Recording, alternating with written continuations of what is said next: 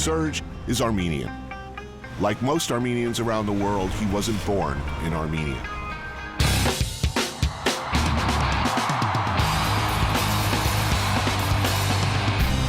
Armenia remains a dream, a subject of stories, yet still, against all odds, a place.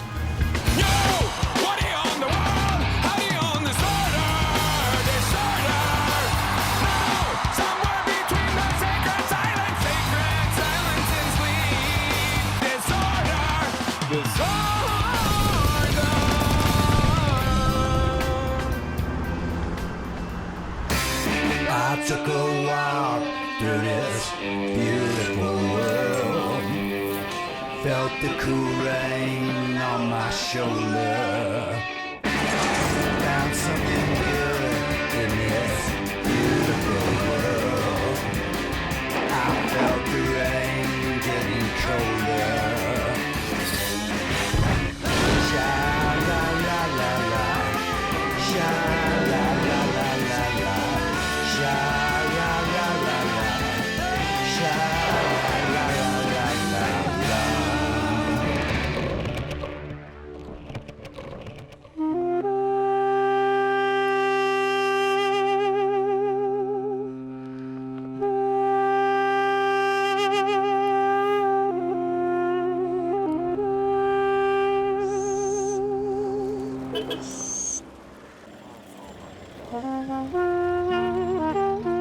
Armenia is a small, landlocked Christian nation surrounded by mostly non-Christian neighbors.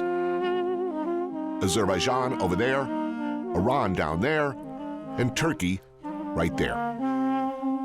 Turkey and relations with Turkey, and the Armenian people's terrible history with that country being the central and defining issue of Armenian identity, and a present-day political reality 103 years after what just about anyone would call genocide. Turkey has always adamantly denied that, saying it was simply a messy war. Yerevan is the capital of Armenia, a city of about 1 million people. Mount Ararat looms over it, a cultural touchstone and a constant reminder of what was done on the other side.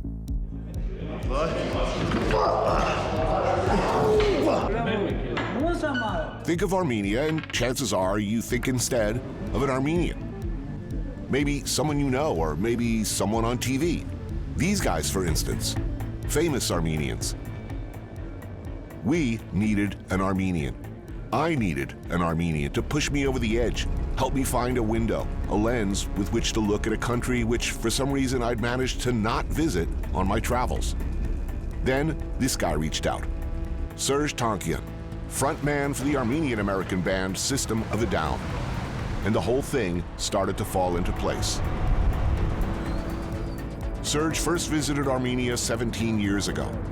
Since then, he's performed a number of shows, including one with System of a Down during the centennial of the Armenian Genocide.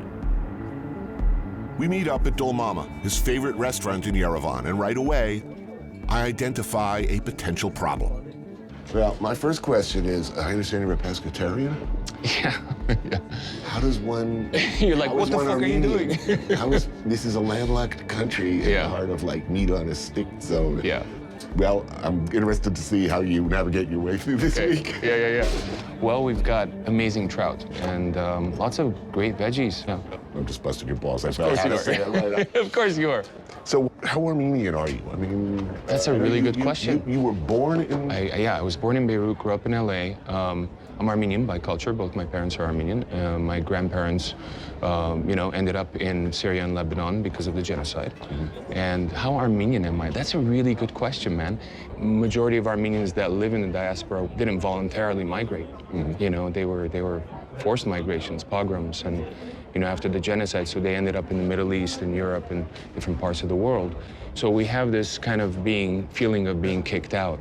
And that longing is different than other diasporas, I think, because of that. Diaspora Armenian communities, wherever they are, have been held together by deep feelings of nationalism and injustice for what happened to them and how the world refused to acknowledge it.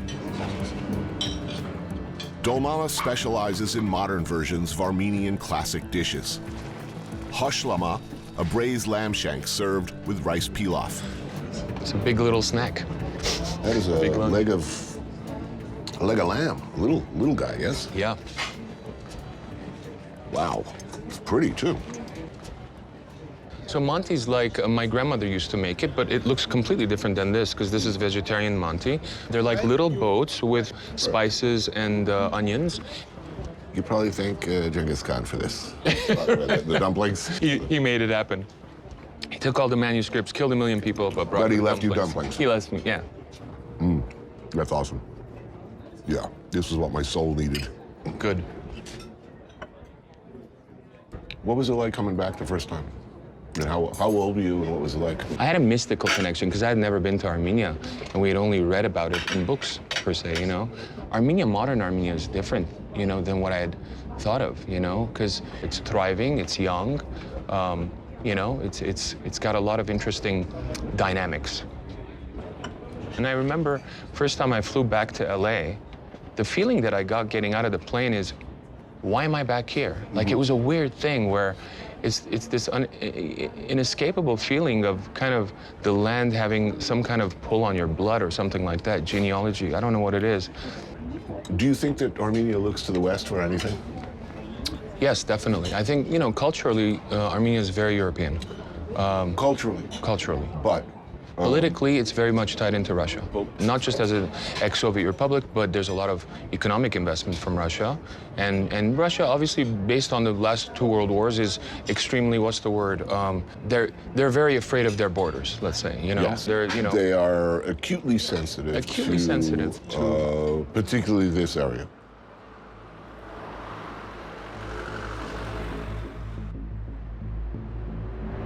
There are 3 million Armenians living in Armenia, another 8 million around the world.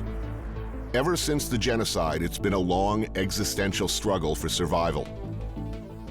Recent history is defined by 3 major events: a massive earthquake in 1988, followed by the collapse of the USSR in 1991, and then a full-scale war with Azerbaijan in 1992. Not to mention limited employment opportunities and, most significantly, its borders, of which approximately 80% have been closed due to relationships with its Turkish and Azeri neighbors. Things have not been easy for Armenians.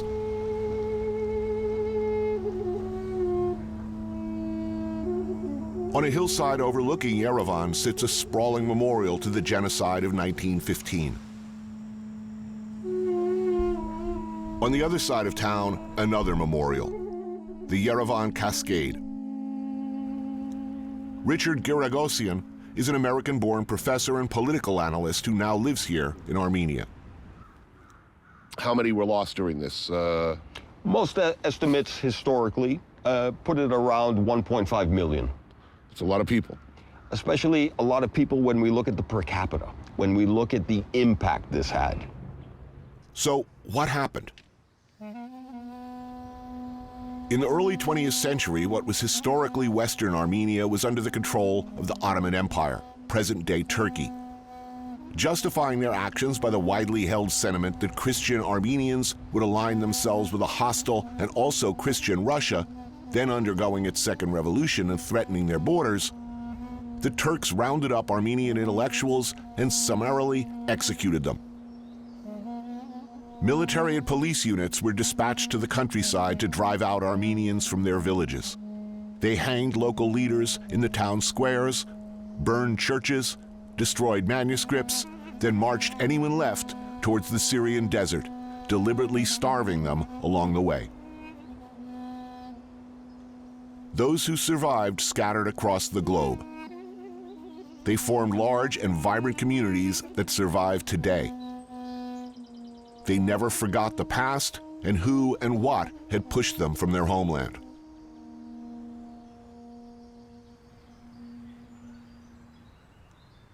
Let's start with this, genocide. Many people seem awfully and curiously reluctant to use this word. As American national or foreign policy, we use what, catastrophe? Yeah, a regrettable series of incidents. Yeah, how insulting. Yes.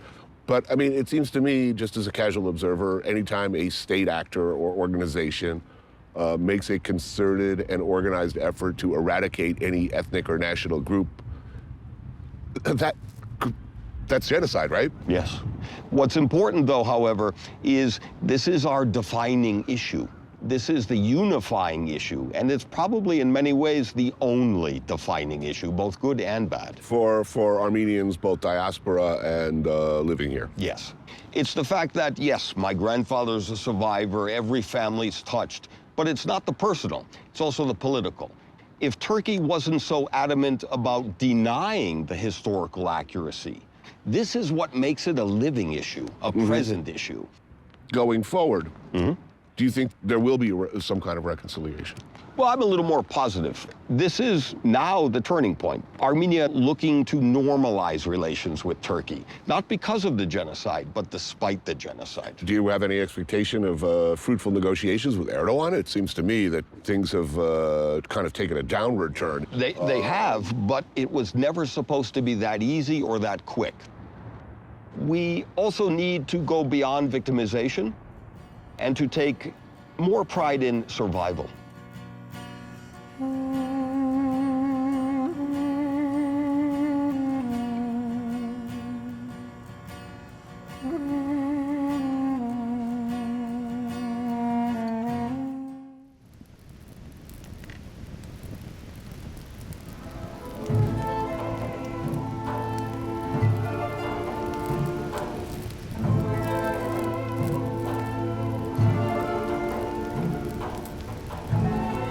Lavash, the national bread.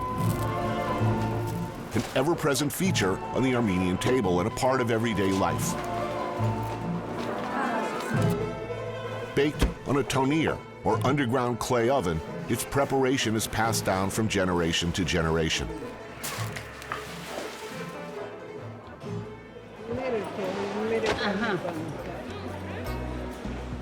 Markets like Gum, near the city center, date back to Soviet days, but they remain a favorite stop for an older generation of Armenians. Padırcan, biber, lolik, kağam, French alps. October brings an array of seasonal produce, and Miriam and her grandmother Leah pick up ingredients for a fall tradition, gapama, a rice dish baked in pumpkin.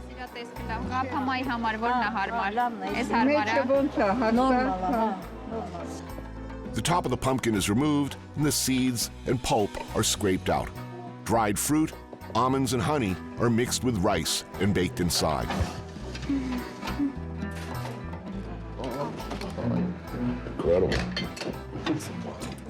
So, as main course, we prepared rapama, which has its own song.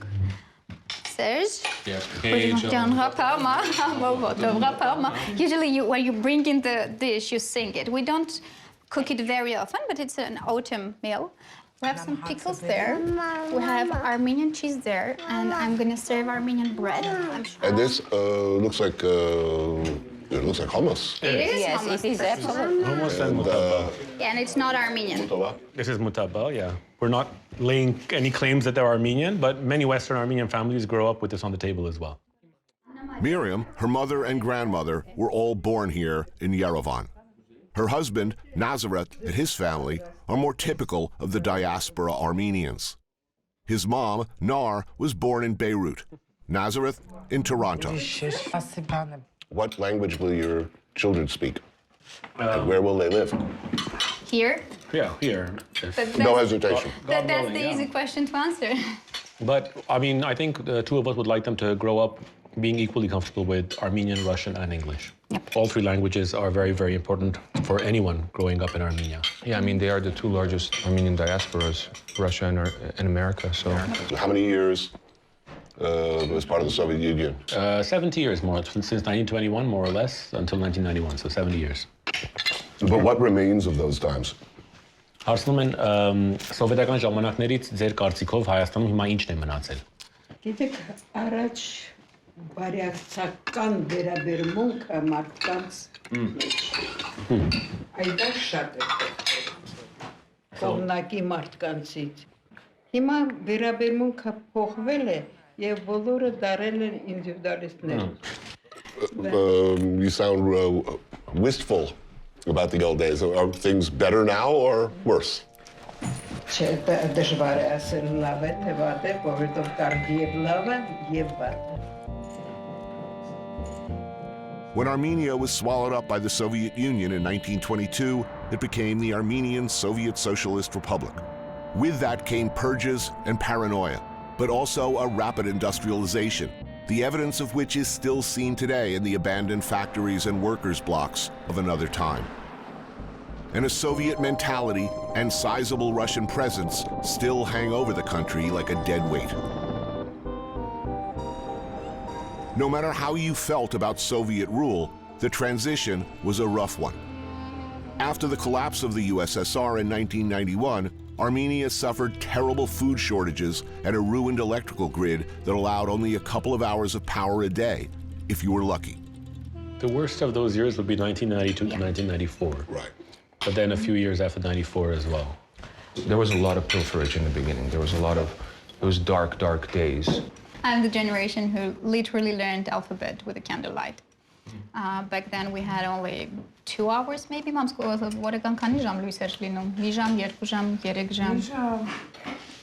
It was something to observe because during those 2 hours, someone would go to the balcony and scream in the yard, "We have lights, the electricity is back." And everybody would go to their laundry, ironing, cooking, everything would be done in that 1 hour. Days later, Ժամանակները մենք սարսափով ենք հիշում եւ զարմանում ենք ինչպես ենք դիմացել։ Yeah. But they raised us with love, and we would play games. Mom would have her friends coming over playing guitar. Looking back, I don't remember that darkness. I remember that it was dark, but emotionally, we didn't feel that. Parents, grandparents really did their best for kids not to feel that darkness. It was heroism on their part. Especially in the winter. Especially in the winter. But also, I think we're observing very interesting period of our history when change is happening. Little by little, and it's us to make, right, Serge?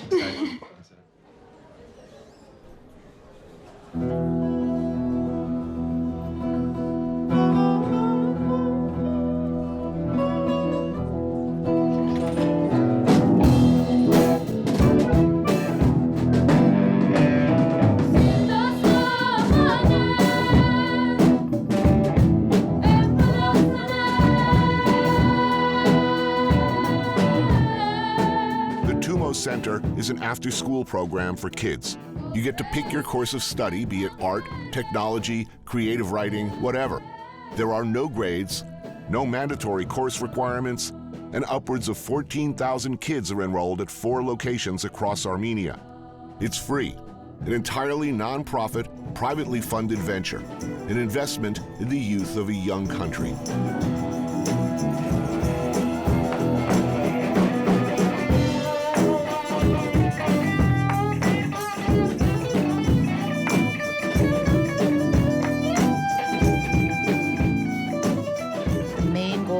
To complement their formal education.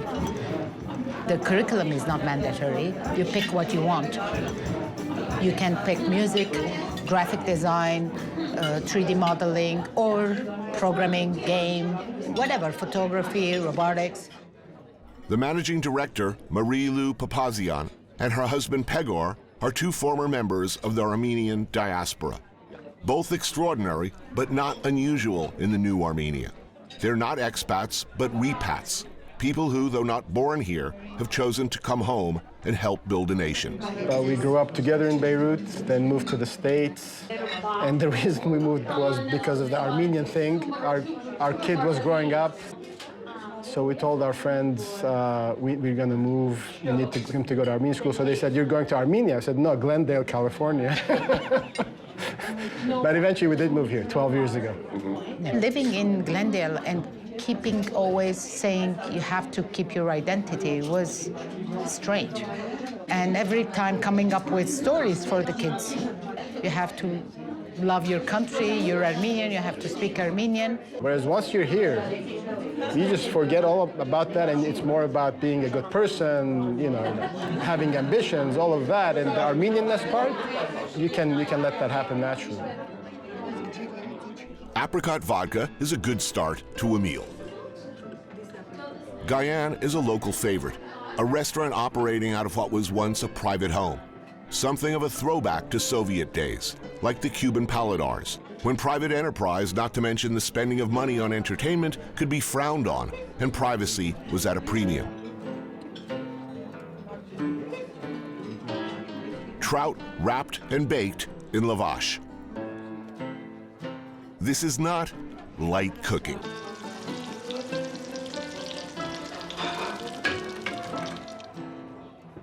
There's certain things about, especially the last maybe 20, 30 years of the Soviet Union, 60s on, that not the brutal early Bolshevik Stalinist times, but later on where, you know, in terms of investment in culture and education. And well, I mean, it's very much a legacy of the Soviet Union. Armenia was kind of the nerd republic in a way. They specialized the different republics, and Armenia was where they concentrated science, technology, particle accelerator, radio telescope, all of that. And so we've benefited from that. And you see a lot of Armenians attributing that to our genes and so on. But of course, our genes are the same as anyone else's. It's the culture that, right.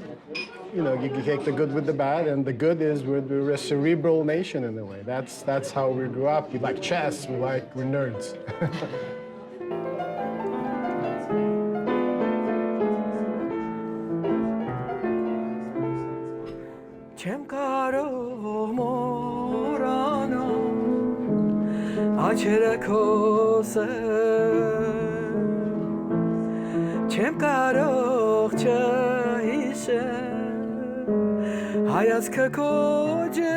Armenia enjoyed a somewhat celebrated status during Soviet times, and Russian influence is everywhere still.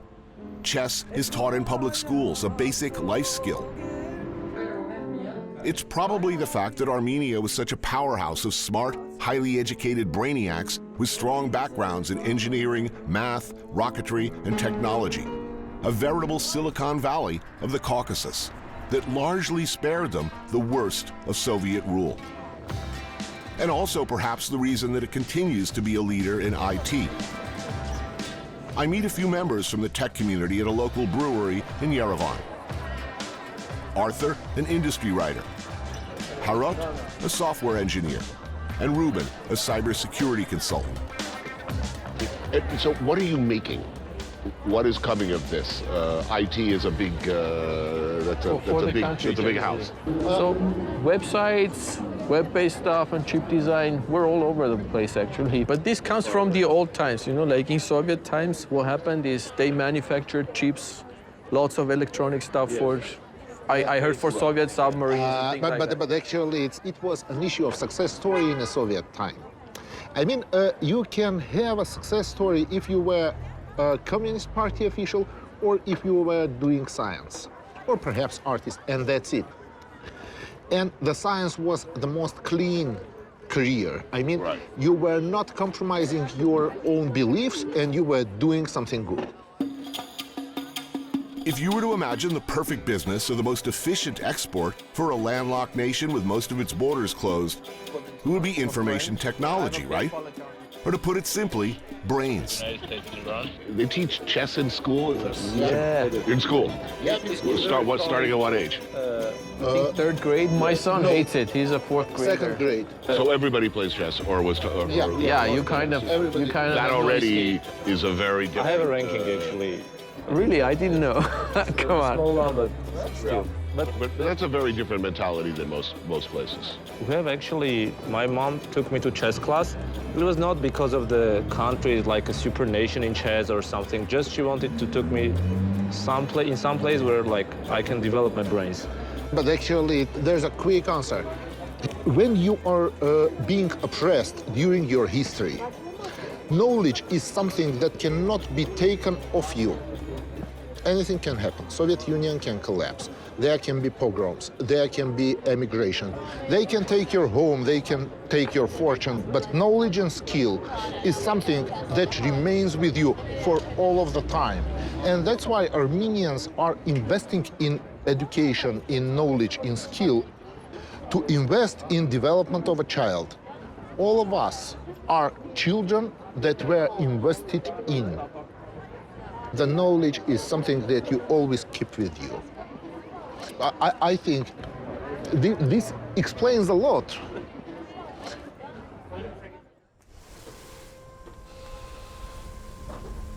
My trip to the disputed Armenian-controlled enclave of Nagorno-Karabakh requires an early morning stop at a military base on the outskirts of Yerevan. And apparently, a flight in this thing. A smoking, flame-belching, banged-up-looking Soviet Mi-8 twin-turbine chopper whose appearance prior to boarding does not fill me with confidence.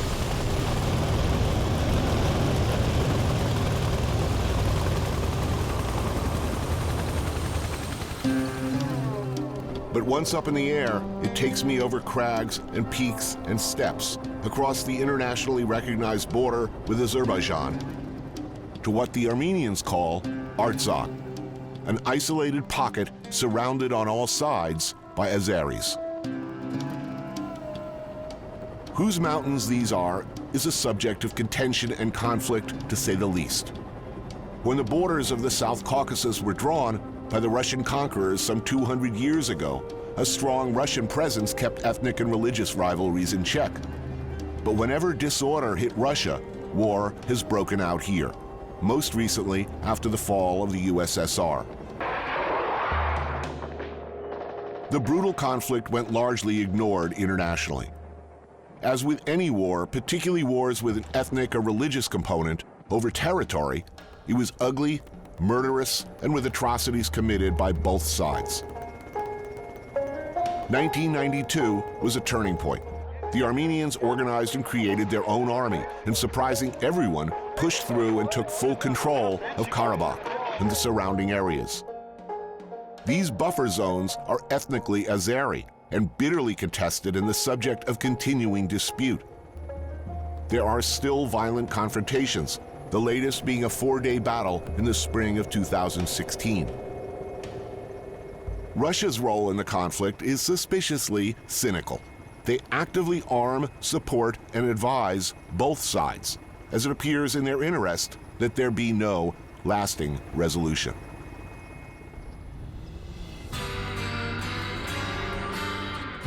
Travel to this region continues to be a particularly sensitive issue, especially for the Azeris. Simply by coming here, I've become, as I read in the papers a few days later, officially persona non grata in Azerbaijan. Stepanakert is the capital of the Autonomous Republic of Nagorno-Karabakh, and overlooking it, the village of Shushi.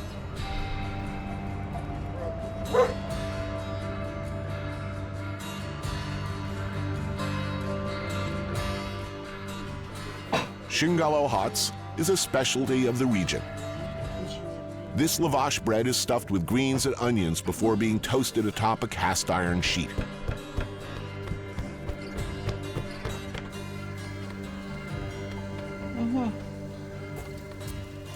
Horovats, basically Armenian barbecue. Meat on a stick, which is, let's face it, always good. Yeah, it's our trend, Karabakh. Armenian try sometimes to cook it. Not the same taste. Armenia and Karabakh. Yeah. Two different things, or the same? Not really. Karabakh is definitely part of the Armenian civilization and the Armenian culture. I wouldn't separate them. I think Karabakh is part of Armenia, but not part of Republic of Armenia. It's like a continuation of Armenia. We are the same. Tigran served in the military and is now in Karabakh's only opposition party. Tatul is a journalist. Saro, our host, is Armenian, but born in Azerbaijan, having fled during the war. He now runs a guest house here in Shushi. To what extent is this not just a religious conflict? No, it's not religious. Not at all? No, nothing. Look, nothing. This is a Christian island. No. Well, this is Sea of Christian Muslim. island, it's true. This is Christian island, but the conflict of Nagorno-Karabakh is not religious. There are people, hardliners here, who refer to Azeris as Turks. But they are Turks. They are Turks. They are Turks, yes, they are So Turks. please explain. I think probably they are not identified, they did not bear historical responsibility for the actions committed by the Ottomans, but the struggle of the people of Nagorno-Karabakh for their existence is a continuation of the struggle of Armenian people to live peacefully in their historical homeland. I'm not saying that the Azeris and Turks are the same nations, but they are Turkic nations. They're working in unison. Yeah, they are working in unity today to isolate Armenia.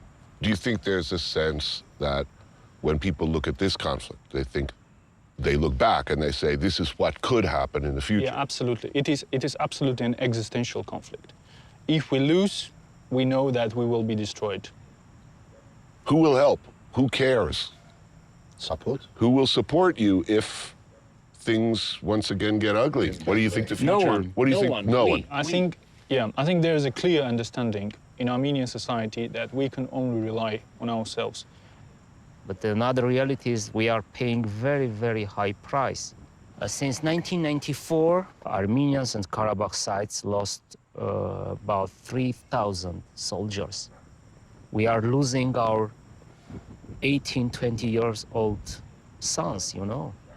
This is sad reality. And I don't know how will this situation continue. I don't know. I think it's right time to dream Yes. for peace. Bravo. For peace. I want it. Yeah. You read my minds now. So.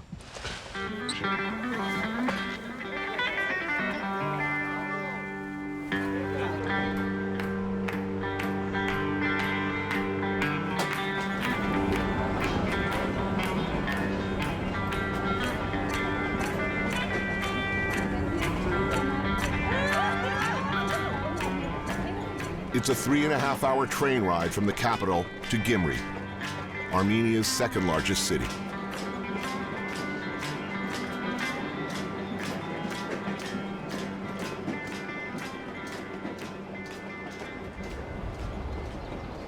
Gimry was at the near epicenter of the magnitude 7.0 earthquake that absolutely devastated much of the country in 1988, killing 25,000 people and displacing hundreds of thousands more. Recovery was made more difficult by the subsequent collapse of the Soviet Union and the Karabakh War. Manufacturing, infrastructure, the country's industrial base, and political stability all crumbled along with the buildings.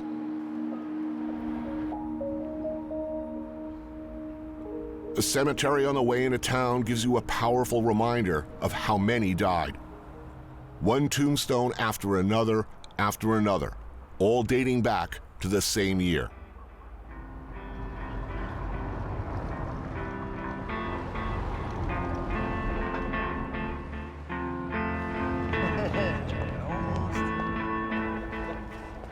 Polos Meguch sits on a recently rebuilt street. Inside, I meet with 3 young Gimratsi, determined to rebuild and revitalize their city and their country. Anush works for an equal rights NGO back in Yerevan. Amalia is in tech, and Gayan works in tourism. So, were you all born here? You were born in this city.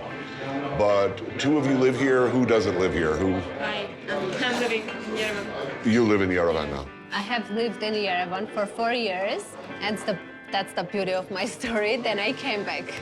It doesn't matter how it was hard to suffer here.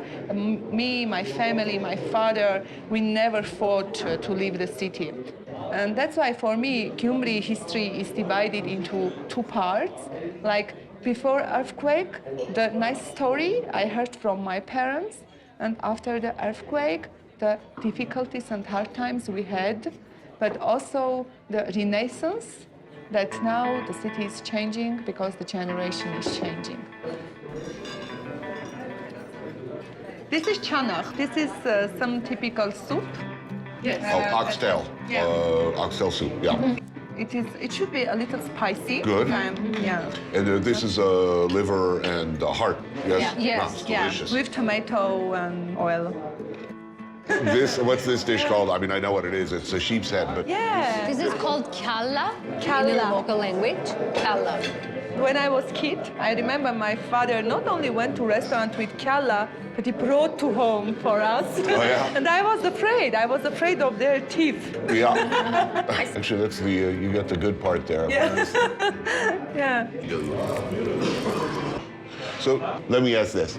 Technology, not just here, but Armenia in general, seems to be the major hope for the future. What do you think the city will be like in 20 years? You know, the history is not a stable thing that we can count on. But what I see 10 years ago and 10 years now, Gimry is developing quite fast. It's really good. I see really good developments. And I can say that's most of the duty of younger generation. I would definitely say that. It's self-employment and entrepreneurship Right. that is developing among the youth in a very kind of fast way these days. Because people understand that if you stay in Gimry, you need to create your own stuff. We never should stop. We never should wait for others to help our city and ourselves.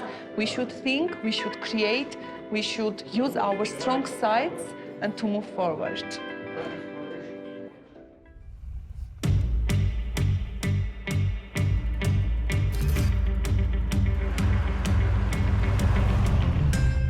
The Gaz M21 Volga Executive Class 4-door sedan. Don't mind us. We're just Volgaing.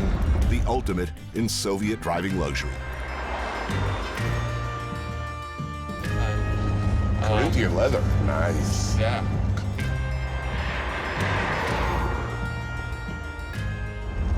Wonder what top speed on this thing is. I don't want to wonder. The decelerator isn't that great. Right. Only an hour's drive from the capital sits Lake Savan and some beautiful countryside. So it's the Switzerland of Armenia. This is Dilijan, is the Switzerland of Armenia. It's one of my favorite spots, actually. What am I eating today? I think you're eating khash today. It's said to be a hangover cure. That's it, yeah. It's made out of legs of cows, I think. Well, I like legs of cows. I like their eyes, not to eat, but just to look at. Yeah, me too. They're so dreamy. They are. Yeah. No, it's beautiful here.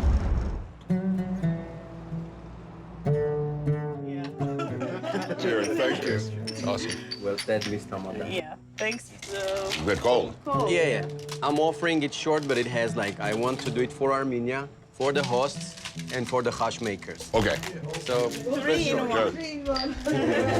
I think he knows. Bar of Desang. Bar of Desang. Bar of Desang. It's good that we met. Cheers. Welcome. Joining Serge and I at the table are George, his longtime manager and friend, Melina, the proprietor of the place, and Sam, a restaurateur from Yerevan, along with some friends. Hash is what hipster goofs these days would call bone broth. Basically a stock flavored by roasted beef bones. In Armenian, we say khash. It means just boil. Right. So there is big debate whether it's Georgian or Armenian. Of course, every Armenian is sure it's Armenian. What are you talking about? What are you talking about? No way it's not but don't do the lavash first, please. We're gonna do the Garlic. First comes garlic. I see. But pay attention to the salt. If you are not leveling it with the right salt, right level, garlic level Okay. for you, if it's okay. Yeah, so it's garlic, so far so good. then okay, you have one more plate. You remove the meat. Wow, this is you take this very seriously. Yeah, you take This it. is a ritual. It's a ritual, yes. It's a ritual. Does everybody have their own style, or is this the absolute, this the way? Yeah, but the classics say you have to eat with your hands. This is the classics. You eat with your hands. Whoever is not eating with his hands, they are teasing him. Hey, you're a loser or something like that. Really? Yeah. No, And you're literally judged by a person if he's eating good khash or not. Oh yeah, yeah. Like, see the guy, he's like the first. See the He's guy. harsh. See the guy. That's you're like the Ayatollah of food. You're very.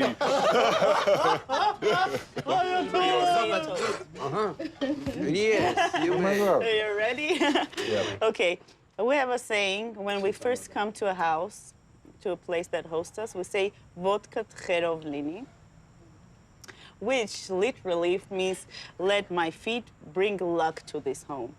So let your feet bring luck to our Armenia, country, to Dilijan, and to this home. Hosting us I at think the you're, moment. guys, with Khash we do like lots of toasts, but it has to be short. This is the tree, you can go, like Armenian toasts are very long. Yeah, because people have to be concentrated on hash. No, because it will get cold. Yeah. Well, we were always between Iran and Rome. So we're used to be between to survive. When you remember you asked the very first question, what is the guy who comes back to Armenia, what they feel? They feel, I survived. I did what my grandfather wanted, what his grandfather wanted. We are here to survive. No matter, is it a war? We're gonna still have this feast. That's a good toast. Yeah, it's a badass toast. Yay! Thanks for your visit here. The smartest novel.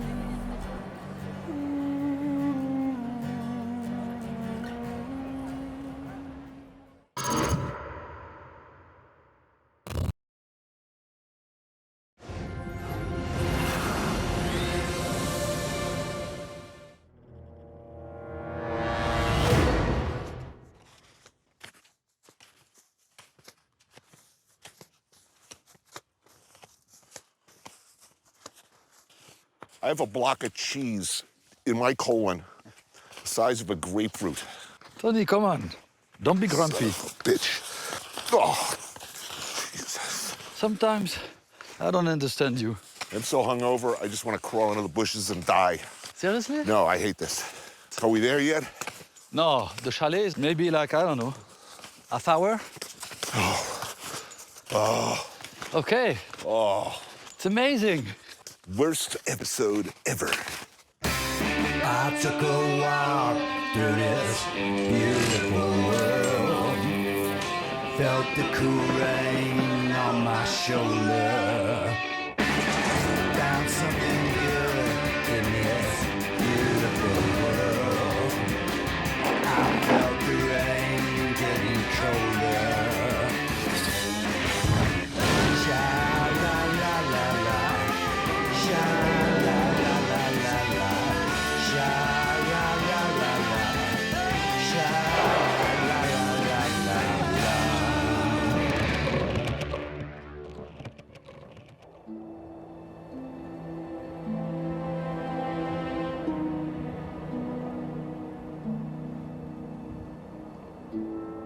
The French Alps. Lovely Italians on one side, but the terrifying Swiss on the other. They're close. Too close for me. A man with a neurotic childhood fear of alpine vistas, yodeling, even cheese with holes in it. But my friend Eric requires payback. I have in recent adventures with him been unkind. He grew up in mountains like this. He's an expert skier. This is like home to him. So I thought it was only fair that he get a chance at payback. I am not a graceful skier, but I am an enthusiastic one. And that's what you come here for in winter and early spring. Some of the best slopes on Earth. Also cheese, apparently. Lots of cheese. Just take your size. Yes. Okay. Ben Yunis, pushing the floor. What do you think? Yeah, they feel good. That feels good. Yeah. You learned to ski in what? In the Pyrenees, right? Yeah. I learned to ski in New Jersey. It's the same. Yes. That's what I always said. You thought you were going to the moon or what? Hey, warm feet are important. Nothing is more demoralizing than cold, wet feet. You'll be bitching in those things. Yeah, No, man. You'll look cool. This is gonna be like sponges. You wish me bad luck. No, I don't. I just think you should have proper footwear, man. Prior preparation prevents piss poor performance.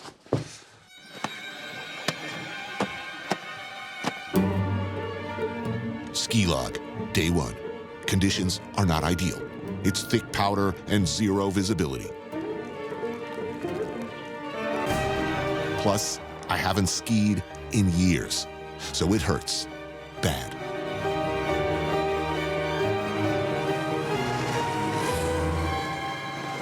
But God bless the French, they can't go too long, not even down a mountain, without eating well. I gotta tell you, I'm not impressed with my performance on that hill. I was dying. Today is challenging. I mean, look, it's about 3 feet of fresh snow. The visibility was okay, barely okay. A year ago at this time, I was a killing machine. Now I was like, I was seeing stars. I mean, Oh, it's the altitude.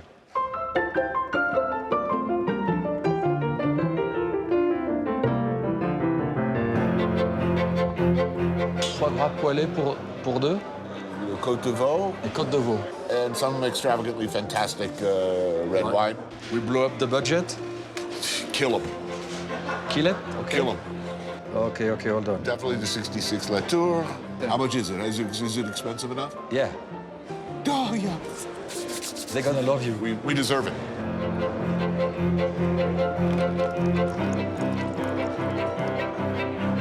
Oh, it's good. Right? This is good, huh? Well worth the expense to someone else. This is the beginning. We're gonna have a week of good food, good wines, and ski, right? So what are the spécialités of the region? So they do the raclette. Cheese. You know, like, yeah, cheese. Right. The fondue. That's cheese. Tartiflette. That's cheese. Yeah. I don't know. Oh, that's not bad. I like cheese. Yeah. I like stews. They make a lot of stews, too. Yeah. Of what animals? Mostly beef. Yeah? Yeah. A lot of cows up here? Yeah. I like cows. To eat. Yeah, to eat, of course. Not much like them personally. Where I learned to ski, we're lucky to get lukewarm chicken fingers and a Bud Light at the lodge. Here, we start with pan-seared foie gras. Wow. That's fancy, huh? All right. I mean, why do you eat that on a ski slope? Seriously. For the main, a loin of veal gently seared and pan-roasted, joined by a wild mushroom sauce and a pretty little medley of vegetables. Whoa. Looking good. Woohoo. How is it? It's really good. It's also, I just wanted you to know, this humanely raised veal, free range, died in its sleep. I disagree with that, but I will eat it. I'm just trying to make you feel better about the world. I'm all over the cheese course like a one-man army. Tome de chèvre, tome de Savoie au piment, fromage de chèvre frais, et crème de reine. That's from like a cow. Everybody has blood on their hands, Eric, everybody. I do too. Right, we all do. I do too. The clothes we wear, the air we breathe, everything we do is built on the backs of suffering people and dying animals. I agree. We wallow in blood.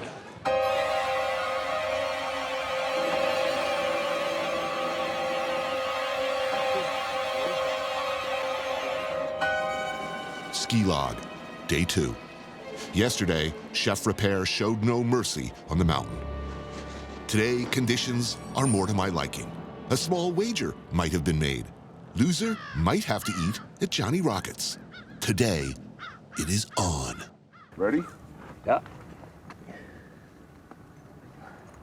1, 2, 3.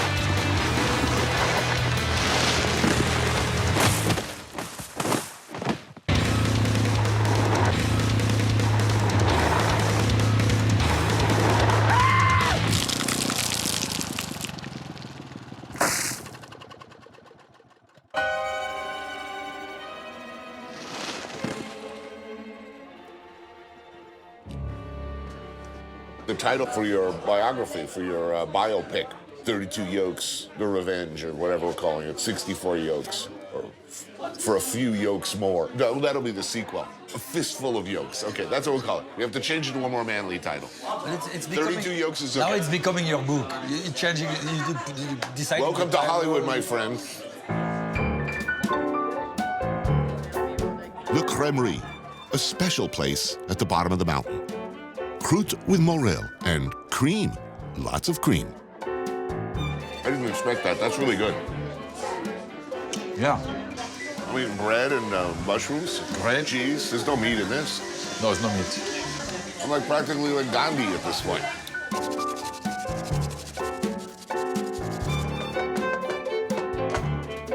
I'm not drastic. I'm not saying don't eat meat, become a vegan. I'm saying let's eat less meat. You just think it's better for the planet? It's good for the planet. It's good for our body. It's good for the animals. I'll stand outside the Bernaldo. I'll tell all your customers that. You know, this fish thing, you should really... You should eat some vegetables.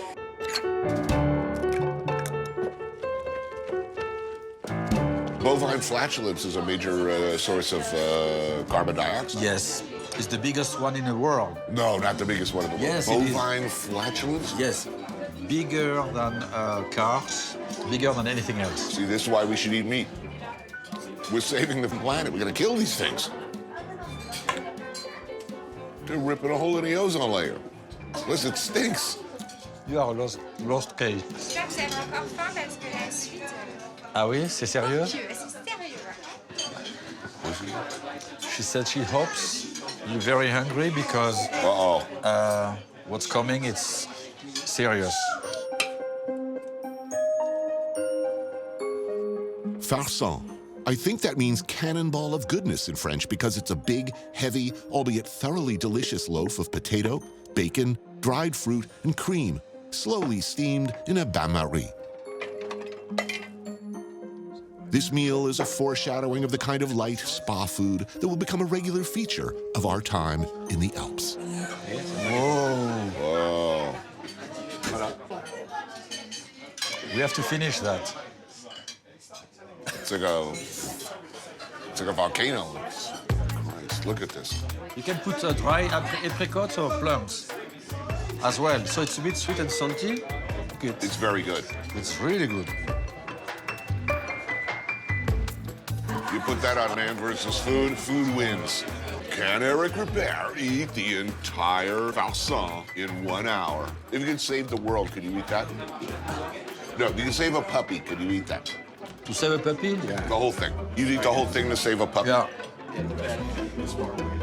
Give me a puppy.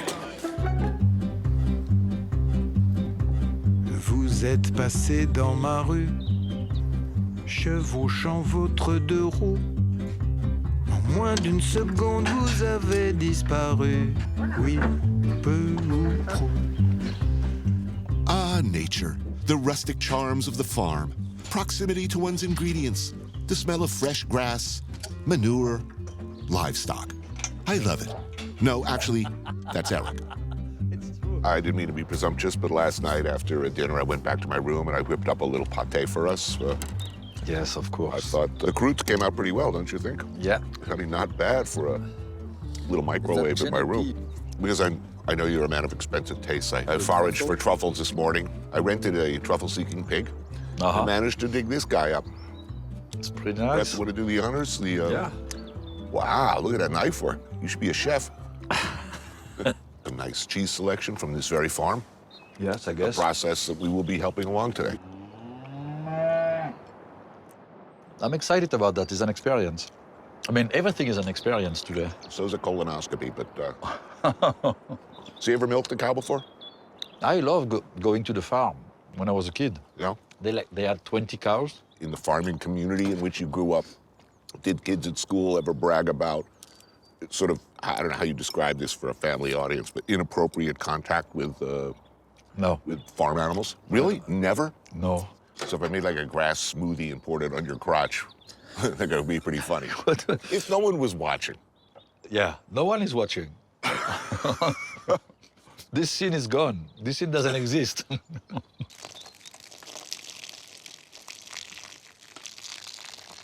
Don't do that while I'm milking you, man. She's like... Now, the milking thing, I have some concerns. I'm afraid. Are you? I'm a little afraid. I think they sense that my Jersey roots as opposed to, your country ass, They know you, they recognize you as one of theirs. Ben alors, Didine, hein? You don't like Tony, huh? Don't let him do it. Kick him in the balls.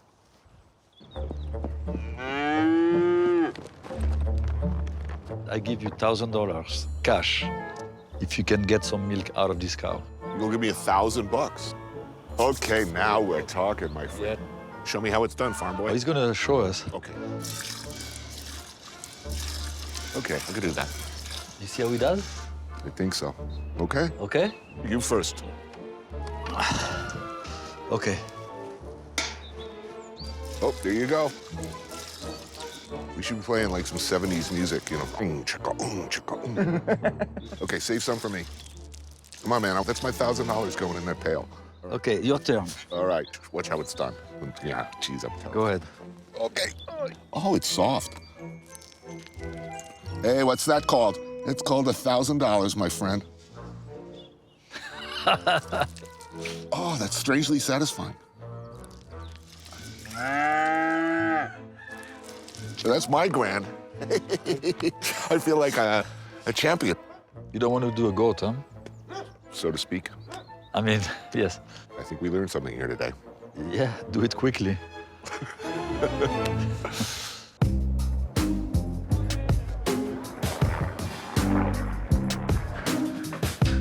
Cheese. Don't get me wrong, I love cheese. I adore it. But it's day 3 of non-stop cheese, and we haven't even scratched the surface of the many wondrous specialties of the region. Hôtel de Bouet has been around for many years. One comes here for the cheese. In this case, the iconic raclette and the equally iconic fondue. Alors, can I have a drink with you? Please. Marianne Chanel and her siblings are the 3rd generation of her family to run this place. So this is a family business? Yes. For how many years? Soon 130 years. 130 years. So in the family the whole time? Yes, it's my great-granddad. Great-grandfather. So you're gonna have to help us. I explain. Finally, raclette. I've been waiting for this. I know. Would you like a direct on your potatoes? Please. Oh, it bubbles. Yeah. Alors, I cut with this part. Oh, man, yeah, that's... Whoa. Vous voulez essayer de la couper? Yeah, man, go for it. You want to try? No, go for it, big boy. All right, Il faut here que we tu go. recules ça, ici, comme ça. Je te laisse faire, hein, je le laisse faire. Okay. Ah, il faut y aller vraiment, vraiment, vraiment, vraiment. I think, no. Is there a future for him in the restaurant business? I'm not so sure. Normal humans do not usually follow multiple wads of oozing cheese melted over potatoes with a molten pot of more cheese. So, you excited? Finally, your fondue? Yeah. But we are no ordinary men. We are titans. We are centurions of dairy products. C'est de la fondue. Let's do the fondue. Do some 8 slowly. Figure 8. 8 on the bottom. You touch the bottom. But not you turn like this. Yes, yes, yes. Oh man, that's good. It's what I said. When you do that to the end of the fondue, right, the fondue is perfect. You know, you should know he bet me $1,000 today that I could not milk a cow. And you do? I did. Yeah. Victory. Look, I know what to do with a cow. I know what you do. You're gonna... You put it in your fridge. Exactly. Right. L'œuf, le sucre, le schnapps et un pichet de blanc. How can you do it? Can I do what? I mean, to be surrounded by this much great cheese. Well, we ate about a pound of cheese each. You're gonna have a big cannonball of crap lodged up your butt like a baby head. The size of a freaking baby head. You will understand the agony of delivery. We are not leaving this table. Well, we are, because there's a bunch of drunk, horny mountaineers coming in later. Oh, we're gonna party with them, happily. No, because I believe there might be yodeling involved.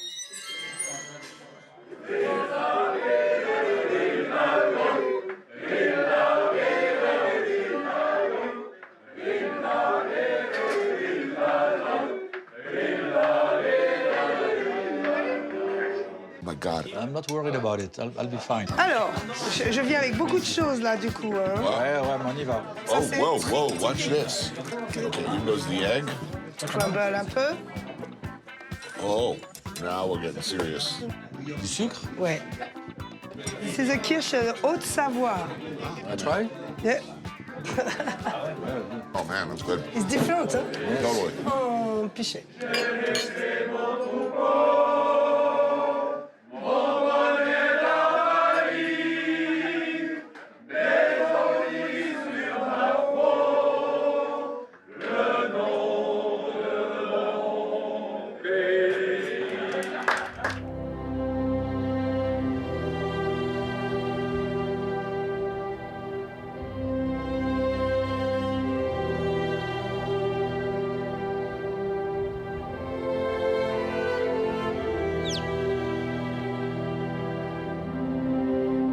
Holy Christ!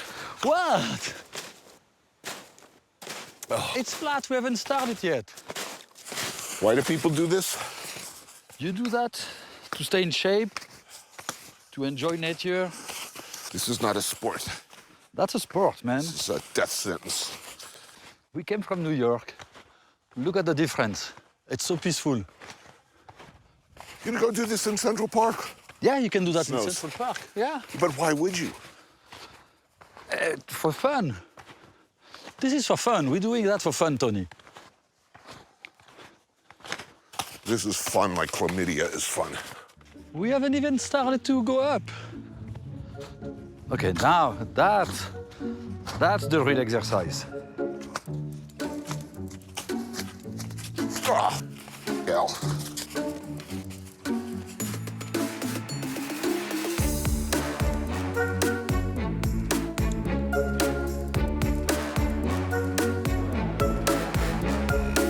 Every chef needs a mentor. In the life and career of Eric Ripert, it was Maurice Grillet who filled that role, who took a young, fresh-faced cook from the mean streets of Antibes and turned him into the hardened professional he is today. Et on voudrait du filet, on va faire des steaks au poivre. C'est bon aussi, hein? Il y a de la tome de chèvre qui a l'air pas mal, là. Tu veux encore un saucisson? On mange pas ce soir.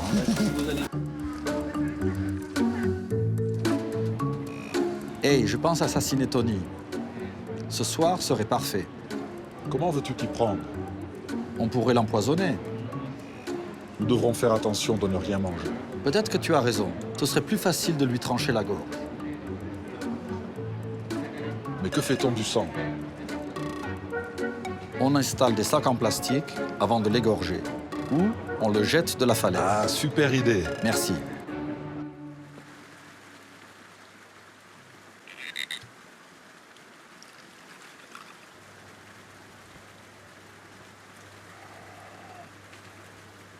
Breakfast. Bonjour. Bonjour. Bonjour. Il nous faut du champagne, Un Bourgogne. Un Bourgogne blanc. On a besoin de cognac, une petite bouteille. Cela fera l'affaire.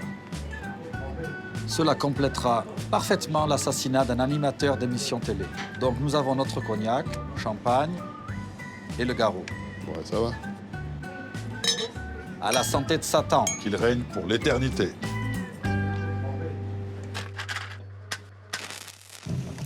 They said they'd cook lunch, which sounded like a sweet deal considering what's on the menu.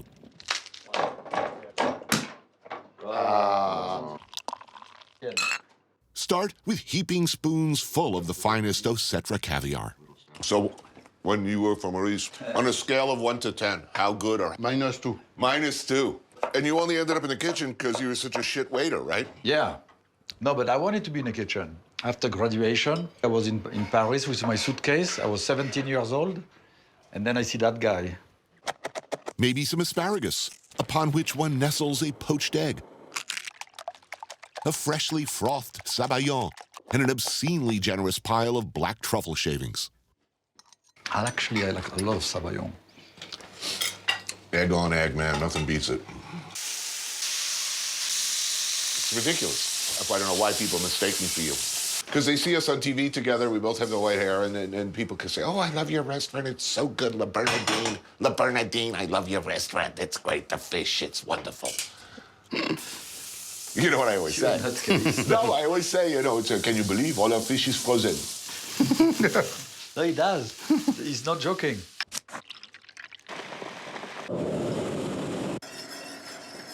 Steak au poivre with some fresh morel and new potatoes. So what was 32 yolks again? What was that's a recipe? For the Hollandaise, for his Hollandaise. 32 yolks. Yeah, to make the Hollandaise for him. No, it's an excellent book. Thank you, Tony. My favorite part is when you're in prison in the south of France. They force him to bite the heads off live chickens for the amusement of the other convicts. We didn't, that was a good scene. Or was that Midnight Express? It was Midnight Express.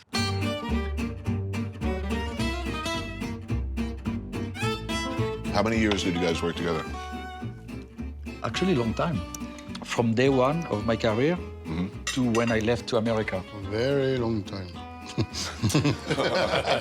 Why did you go to America and leave your ancestral homeland? Robuchon sent me to America. I wanted to go to Brazil. And then he looked at me and he smiled and he said, I can send you to Brazil. You're not going to cook anything there. Right. Actually, Robuchon helped me to come to America. He found me the job.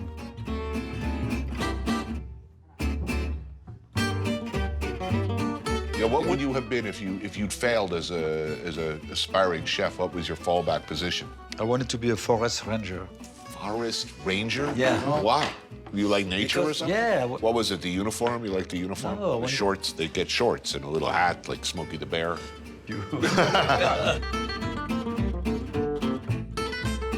But you're not an outdoorsman at all. You don't fish? No, because I don't want to catch fish. We'll leave that where it is. Yeah. You probably killed more fish over the telephone than... A good fisherman. They are dead already. No, they killed them for you. Don't say that. Ah, no, c'est vrai. You're like Scarface. Don't say that or I give you a lot of salad.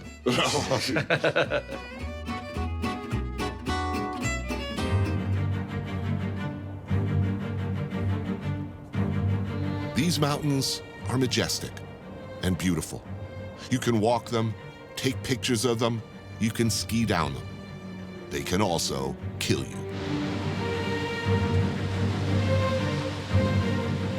So when shit gets bad and you find yourself a tangle of busted bones and torn flesh, having slid off a lonely high-altitude piste, it's people like Laurent Langoisseur of La Compagnie du Mont Blanc who come and save you. Sonia Popoff works for Peloton de Gendarmerie de Haute Montagne. She's who you call when things are really bad. This was Eric's life dream as a young man, to be a park ranger in the Alps or in the mountains. This is what he wanted to do as a young man. I wanted to be you. Let's face it, your career as a chef is coming to an end. You just turned 52. Is it too late for him to start? Oh, that's not a good sign. I don't know how to say it. It's a... Sorry, Pops. I am in a better shape than you to do it. Yeah. That's for sure. Yeah. And I don't want to be mean. Yes, I'm not doing it.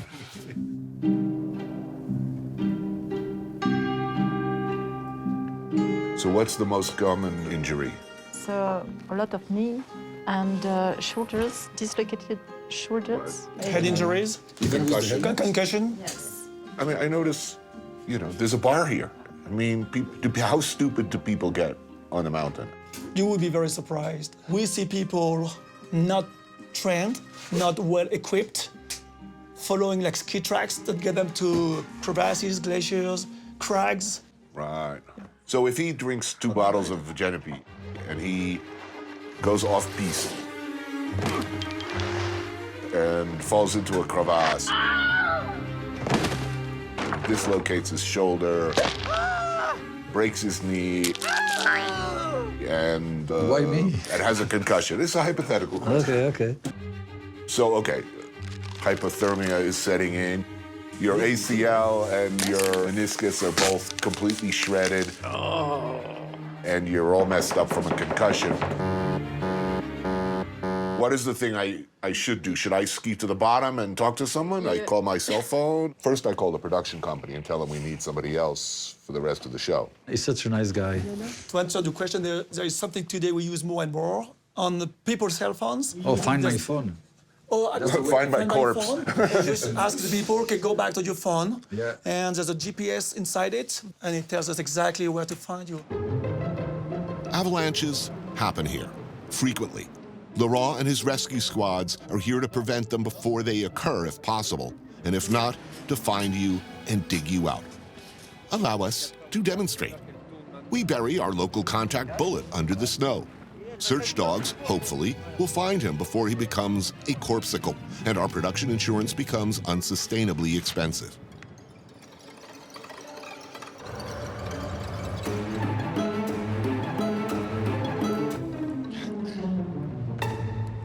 So how common are avalanche? Where are they most likely to happen? Anywhere but the ski resorts. Most of the avalanches that kills people is not into a ski resort, it's outside the boundaries. Well, now, here's a question. Oh, great. So Eric comes back after he's recovered from his injuries, and he decides to go mountain climbing. And he gets drunk again. If something happened to me, you're going to remember, I tell you. And he climbs the mountain, and he gets buried in the avalanche, and he's buried in the snow. What happens then? Or do you just say, see you in the summer? Well, first you have to find the location, the whole location, and then we have a transceiver locator, like this one, which is an example. Yes. And when you are caught in an avalanche, the rescue team, ski patrol, will come with the same one, and then they can find the signal. And then they start digging. How long can you live under this snow if it's not? You have 3 minutes. 3 minutes 3 for... minutes if you can breathe. Right. But sometimes you have a little place for breathing. A little room? Yes. And you can survive half an hour, 1 hour. So I shouldn't give up too soon. Yes.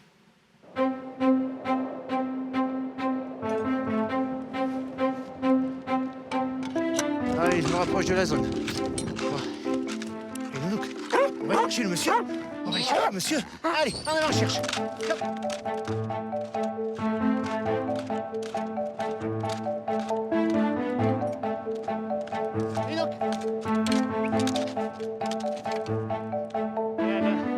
Le chien est déjà fixé sur la victime. Avance pas trop pour éviter de perturber le toutou. Qu'est-ce qu'il y a là, Nounouk? Il y a quelque chose? Hein? Qu'est-ce que t'as trouvé, mamie?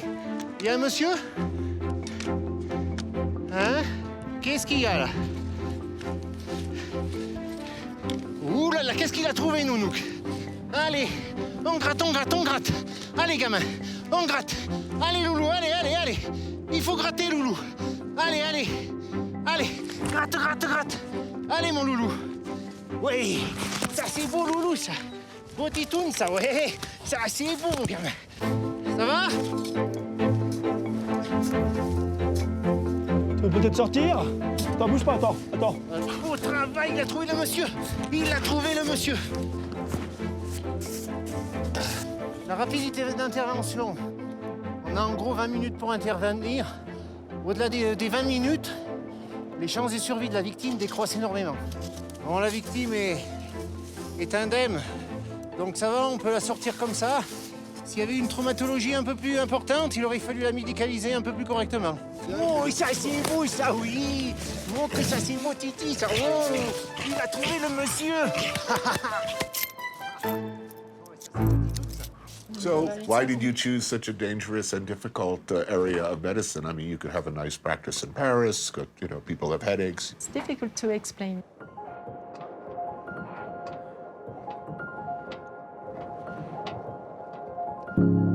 Yes, I know it's very dangerous, but I think I have to continue, I have to stop, I continue. I'm not sure why I do it, but I know it makes me alive, so it's good. But you like it? I do like it. Yeah, right? You don't think about that. You don't know why, but you do that. Mm-hmm. It's called compassion.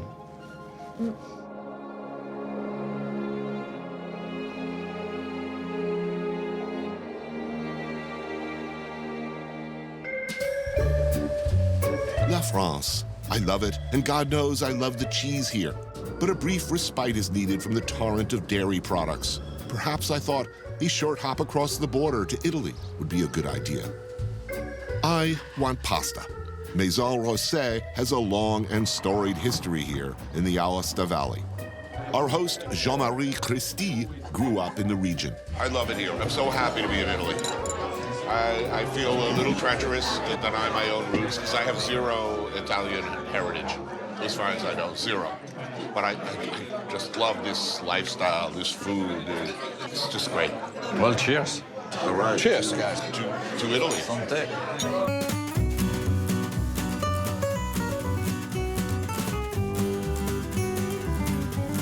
After you. I will definitely have some of that. This is even some honey. I like them. Oh, interesting. And this is a gift from me. This is a chamois that I have hunted this year. And I have done dried meat with the leg of the chamois. Okay, more cheese. But it's a delicious order of gnocchi with beetroot fondue. This is great. We're doing fondue again? We should have a camera in your colon.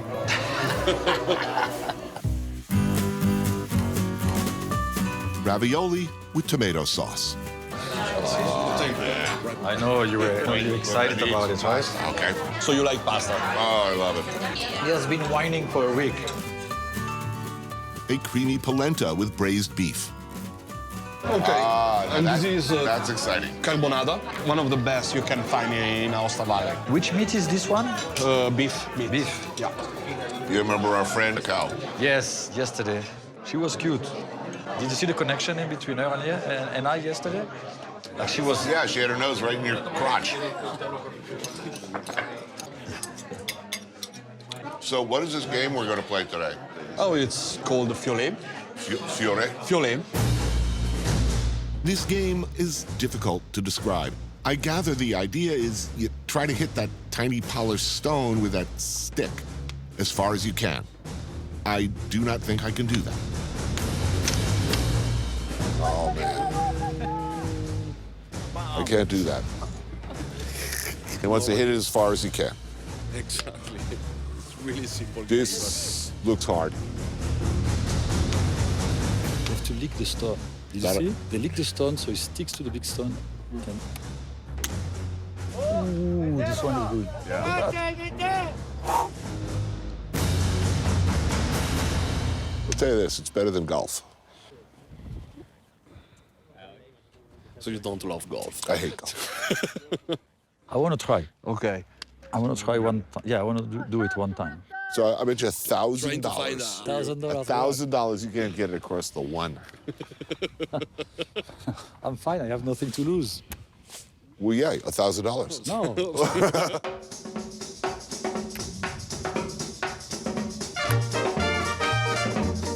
Well, you're out, man. No, 3 times.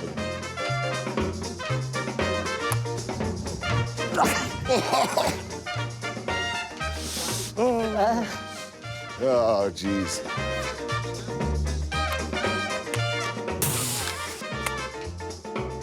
No, it's like watching a monkey try to work a typewriter. Look, I don't know even why you'd even... Silent, please.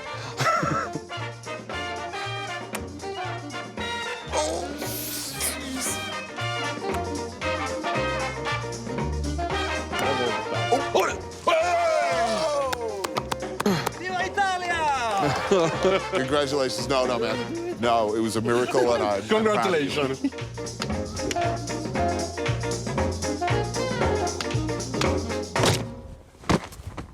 I think that's called a foul ball.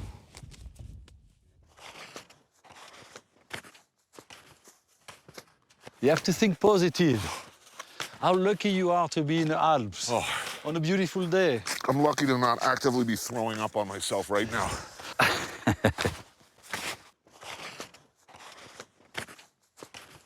You know, you have to enjoy little things in life, right? I do.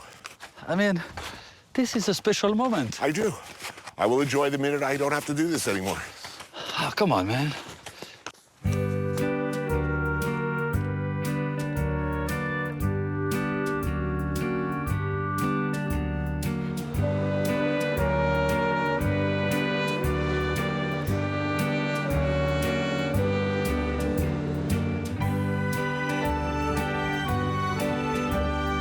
So here's the plot. Yeah, tell me. Okay, it's 64 Yolks, The Revenge. 64. It's about a chef named Eric Ripert who runs a 3-star Michelin in New York, played by Bruce Willis. But what? Oh, I'm played by. Okay, I like so that. Bruce Willis, playing you, goes out into the dining room, Yeah. visiting the table. Overhears a conversation. And then? Car chases, violence, big fight in the kitchen at Le Bernardin. We could shoot it there. I'm sure it won't interrupt service.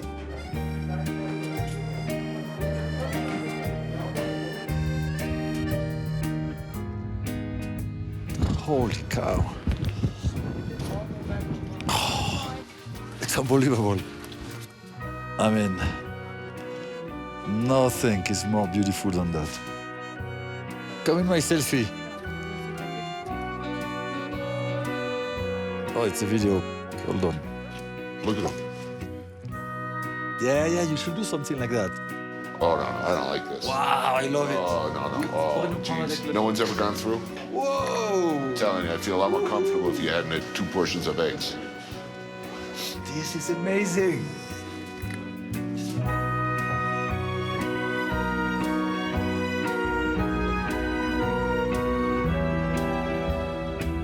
And when you kill people in the film, you always have like some little catchphrase to do with food. Like, bang, check, please, or how'd you like your dessert? You gotta start practicing. You gotta take your sunglasses off like David Caruso. You gotta go, dinner is served. I go like that? Yeah, gotta put it over, take them off, Okay. Dinner I look at the is camera? served. Yeah. No, you gotta look, say, pretend I'm bleeding out on the ground. You just kill me. fine. So you have to put them off and then on. Yeah. Dinner is served. Dinner is served. No, you gotta put the sunglasses on. It's called acting. Ask David Caruso. Okay. Jesus.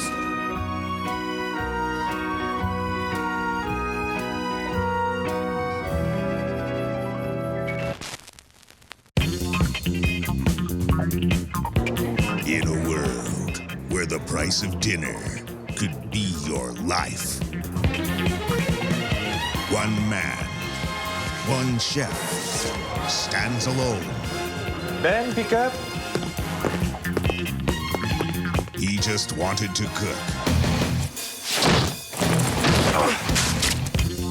But they wouldn't let him.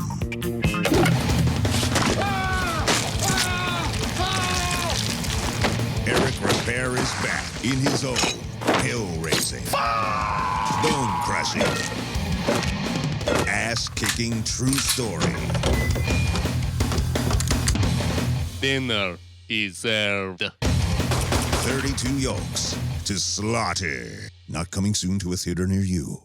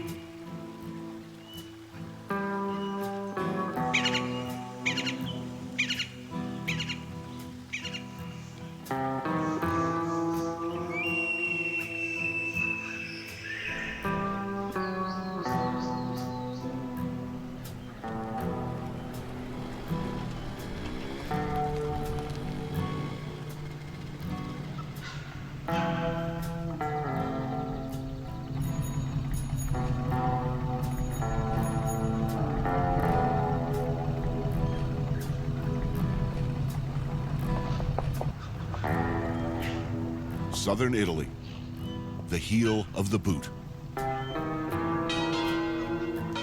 Remote, vast open spaces. The red earth here has a magnetic pull.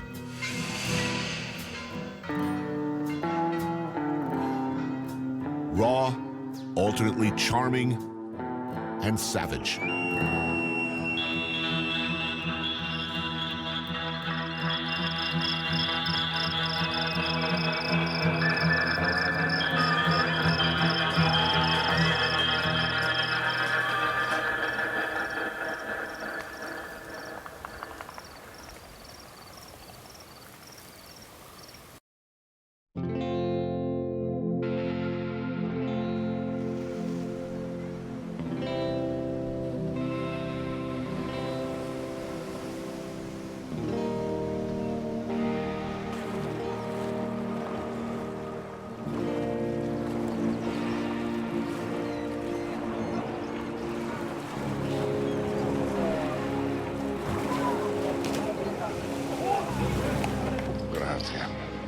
in the annals of food, this is like a divisive dish. Basically anything with ricci, also known as uni, we call it sea urchin roe. This is truly one of the greatest things on earth.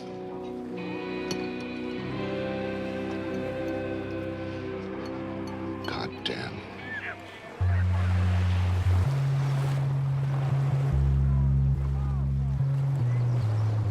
Despite its uncanny beauty, southern Italy's Puglia and Basilicata regions are some of the least populated, least visited, least known parts of the country.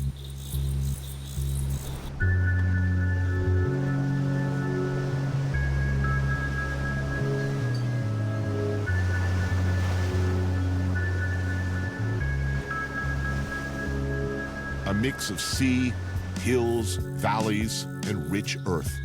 The food here is Italian, but completely its own.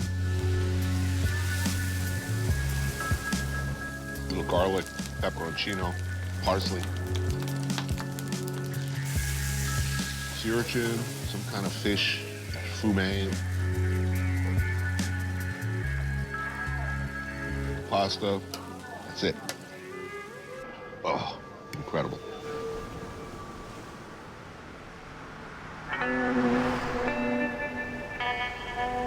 Never been to this part of Italy before. A lot of blue here. Light browns and ochres and white. I don't know, you just look at this place, it demands a big space. As I walk around, I'm always humming with these Ennio Morricone scores. For a few dollars more, Once Upon a Time in the West.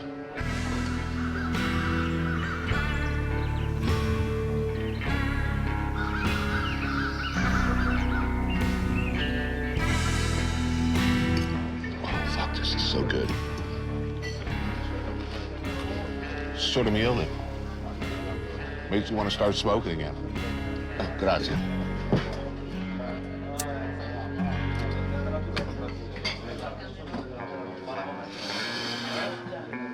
Oh, God, that's good. Jesus.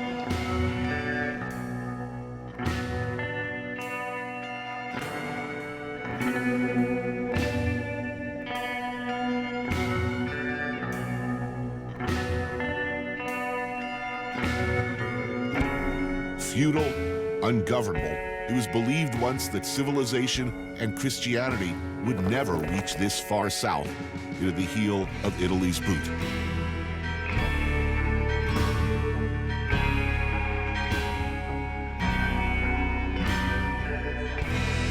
A lawless land filled with folklore and tales of spirits and possession. A blood soup of Christianity and paganism.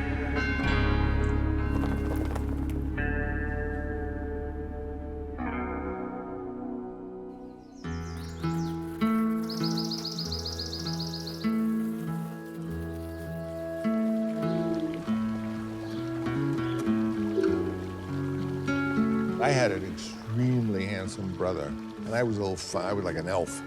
So I kind of didn't get the attention from the mother that my brother did. I had very big lips as a child, and she always used to say that I should have plastic surgery. But when you see my daughter, Sophia, she's got my lips. Yeah. But they look good on her.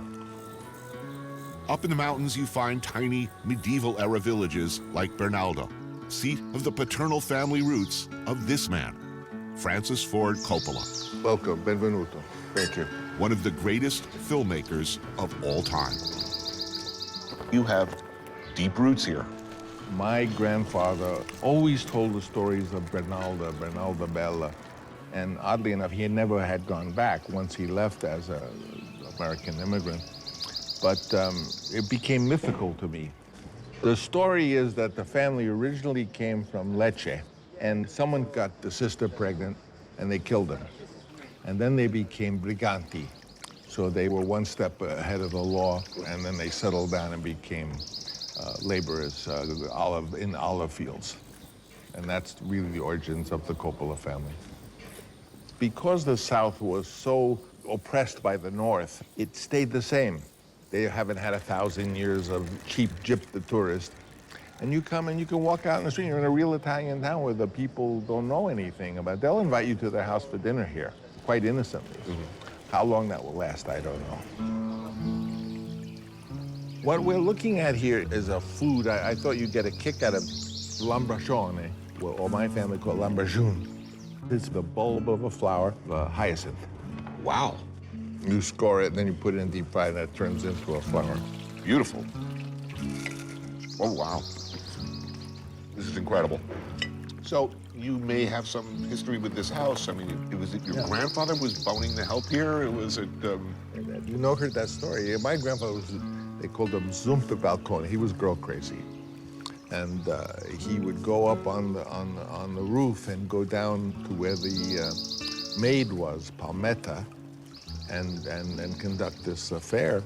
And so when I found this place years later, there was, in fact, a roof leading to a housemaid's, and I fantasized that perhaps that was where it happened.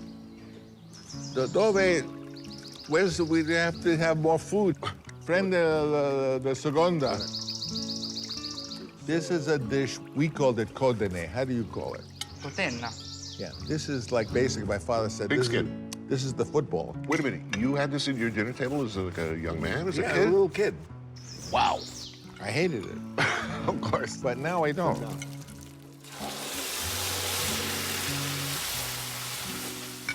Oh, so good. We're dining at Palazzo Margherita, not the ancestral home of generations of Coppolas, but might well have been the one-time manor house of those who lorded over them while they worked in the fields. During Mussolini time, every town had a podesta, the official of the fascist party. And this family was the podesta. Oh. The ladies here were so, snobby. I mean, we are low-class Italians. They were more high-class Italians. It took years and a lot of money converting the once grand but decaying mansion into a boutique hotel. When you bought this place, is there a sense of vengeance? By then, The Godfather had come out 40 years ago. I mean, look, it's not about the film. It's about a historical correction. There's a saying, you know what Italian Alzheimer's is? Do you know what it is? You forget everything but the grudge. This is the only internal garden in Basilicata. I don't think any of the normal people had ever been permitted to visit it. Right. So I was happy that normal people were going to be here. The Godfather was a weird experience in my life because it was so much more successful than I could have ever anticipated, so that I became well known around the world in ways that was almost embarrassing. And so when I came here, they made me an honorary citizen, and they had the little school children out in a parade. And if I think about it, as a new kid in a school, my greatest fear was embarrassment. Oh, here's Francis. He's the new student. Oh, Francis is a girl's name. I was embarrassed in front of everyone, and I was a total outsider. And then when I became on the other side of the Godfather, when I became so well known, I was also an outsider. So I've always been an outsider. What's in there? Some lamb chops. Oh, and, lamb chops, okay. Some lamb head. Oh, the capucel is in there? It's over there. So you're getting a whole lamb's head. Oh, look at this. Here we go. Come on out, man. Oh, that's very Here good. Is this for me? Give me a plate. Oh, okay. Mmm. Oh, that's fantastic. Come here, little one. Hello, sweetie pie. Hello. This is my friend. We went last night, and it was so great. We went to the local circus. The tigers and giraffe and water oxen. Did you go to the circus? Was it good? Cool. What was your favorite part? When the giant fake gorilla came.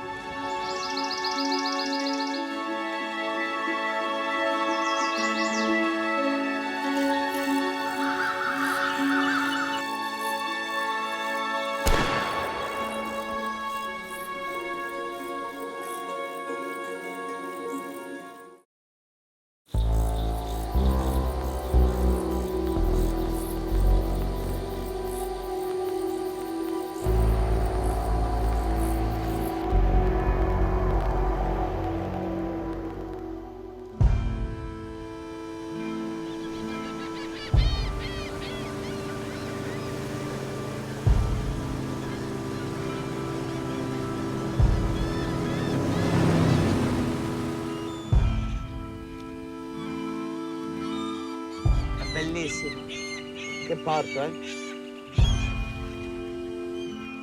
That smell, The smell of the port. It's of dead fish.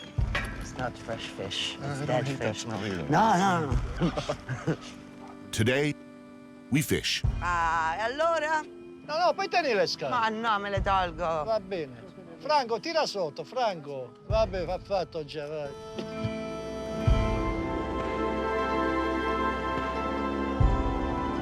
For once, I'm confident of success with Dino and Franco and their trusty wooden gozzo, as they call these boats. Ciao, Vito! And for good luck, I have Asia Argento along, who in addition to directing and acting in films for like the last 30 years, has spent a hell of a lot of time doing this.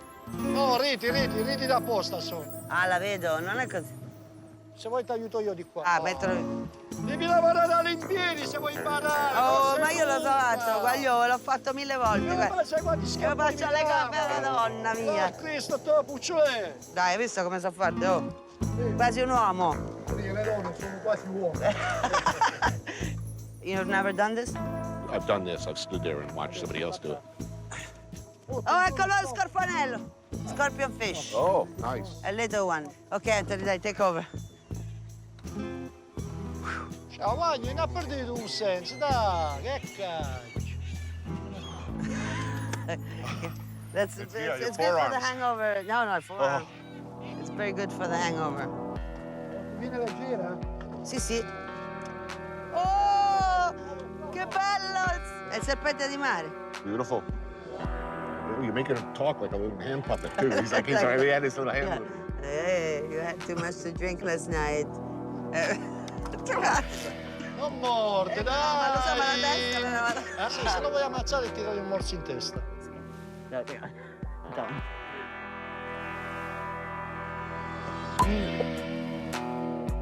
Ma non c'è la parola in italiano per uno quando si sente il giorno dopo che si è ubriacato, come ti dice? Ubriaco. There's no word for hangover. We have to invent a It's word incredibly for hangover optimistic in and Italian. unusual. Yeah, I know, there's none. Non è che diciamo Because it's shameful. Oh! Bravo! Hanno pescato in due. Quando si vogliono bene, quando due, eh? Oh. Vabbè, va. Ehi!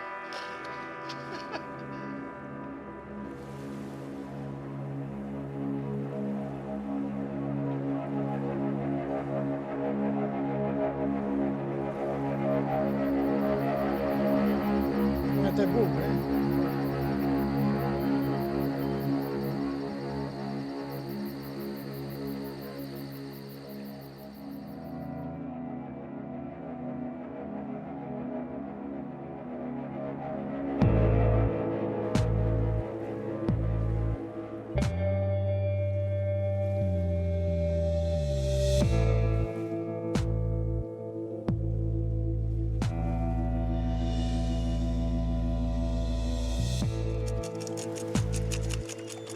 I want to see what's inside his gut. Maybe a half-digested Speedo. Ah, look at his goodness. You know, you're enjoying that a little too much. Any notions I had of spending an idyllic afternoon by the shore are quickly dashed when I discover it's a religious holiday. Which apparently means Italians grease up, strap on their tiniest bathing suits, and hit the beach en masse.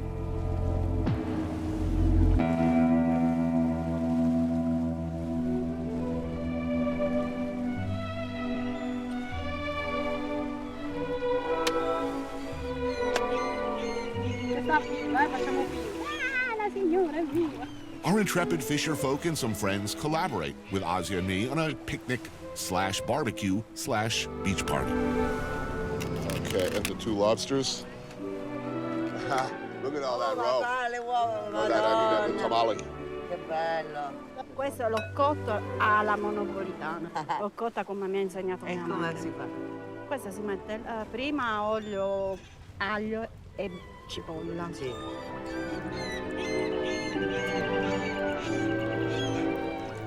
The sauce. See all those little fish paid off.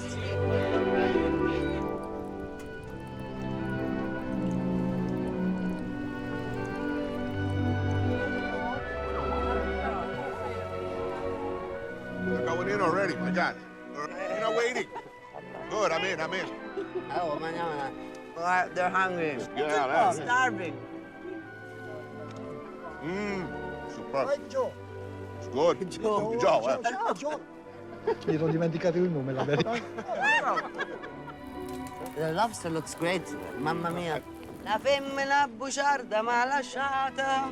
E tu, poverina, vieni a mangiare. Ani, stai zitta, che è poco per noi. Che facciamo? Dopo facciamo... Pensa, va, terribile. Chi ti hai chiamato?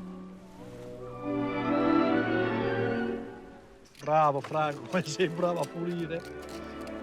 These are incredible. These are incredible. They're so sweet. Yeah.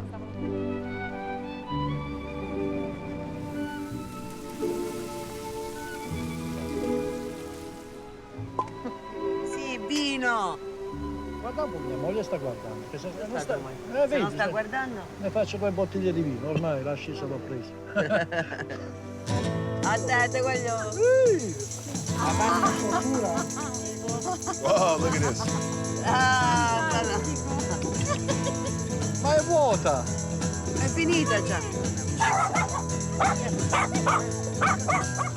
This is a uniquely Italian thing. With the speedos. The banana hammock. The what? Banana hammock. In America, people don't want to get a tan like this. Yeah, they don't want to reveal that much about themselves. It takes a so they mystery wear out the of big boxer. You know, boxers. keep them guessing until it's too late. Bisogna anche vedere. Ma quella che dici adesso che qualche poi cresce? calzetta. Ah, ci mettono O qualche dentro. cetriolo. No, non lo so. Vabbè, Lo metto agli salami. Ah, salame. Come la proposta dell'elefante. Chi te lo dice? Tu te li puoi aspettare. It's like an elephant trunk. Oh, it can grow incredibly. Oh, he's a grower, not a shower. Ma questo è tutto a registrare sta. A dove? Oh! Ah sì! Vivi morto.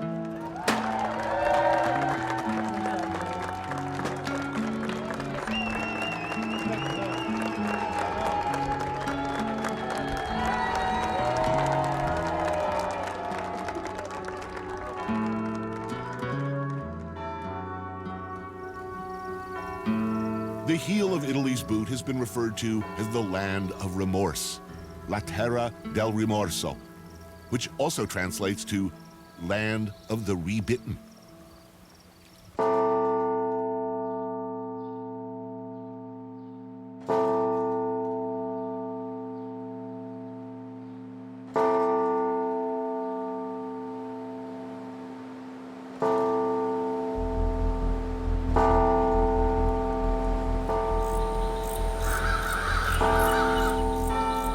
Here, in this harsh landscape, lives the tarantula, and echoes of some deep, dark, pre-Christian pagan shit, like tarantism.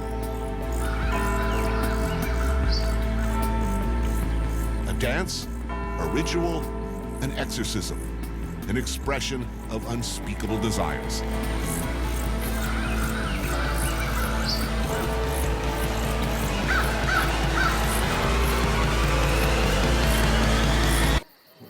What is this one? Humble Can we local trust it? wine. It's rustica.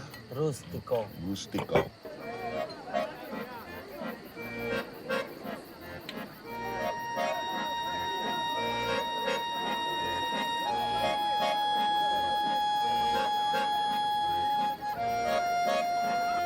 Here we are at the humble masseria. Now, what is a Very masseria? proud. A masseria is a place that was the bigger house where the family would stay, and then the farmers, Right. the animals. It's a plantation. It's a plantation. The This would farms, be the the big olives. house. Ammazza quante cose a me. La dia a lui, santo cielo. Un sacco di pasta.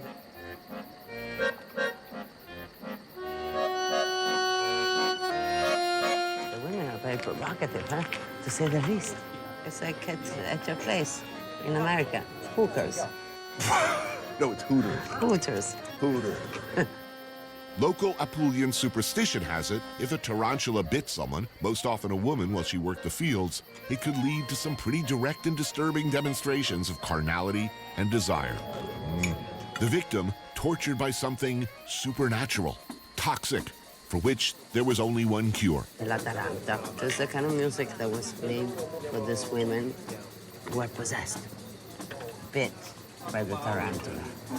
All of a sudden, a woman would be on the floor, speaking in tongues, like, and the family doesn't know what to do. There was only one remedy.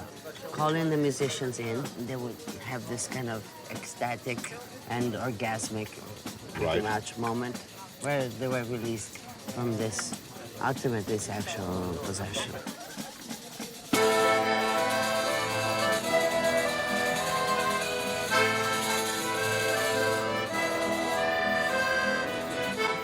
Over the generations, the Catholic Church absorbed ancient pagan traditions like tarantism, and the ritualistic, frenzied music and dance associated with it evolved into what we know today as pizzica and tarantella.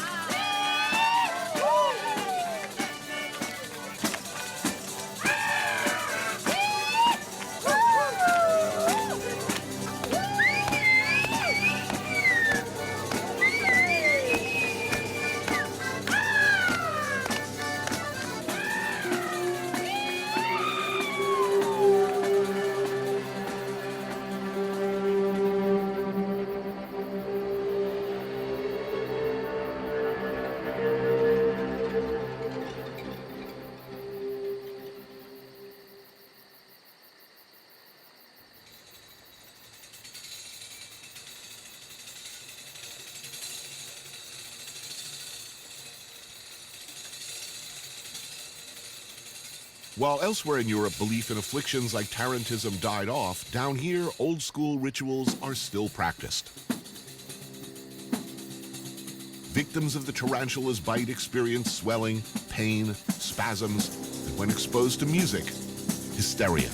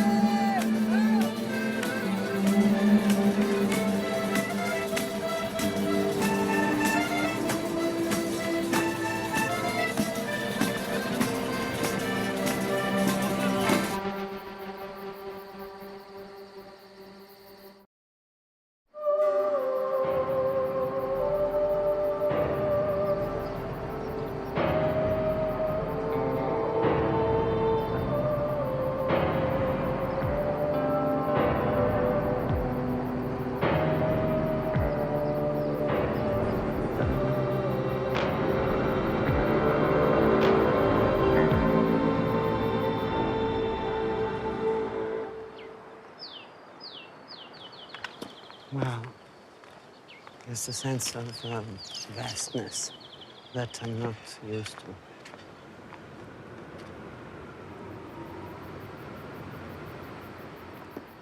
So does this remind you of your cowboy movies?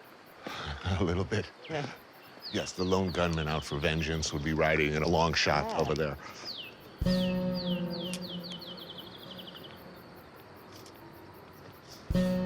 The cave city of Matera was occupied for a span of 9,000 years. Predating the days of Christianity, the Roman, and even Greek empires. So this was the shame of Italy, this place. It doesn't look shameful to me. Back in the day, right, this was where people lived in caves and they had no God.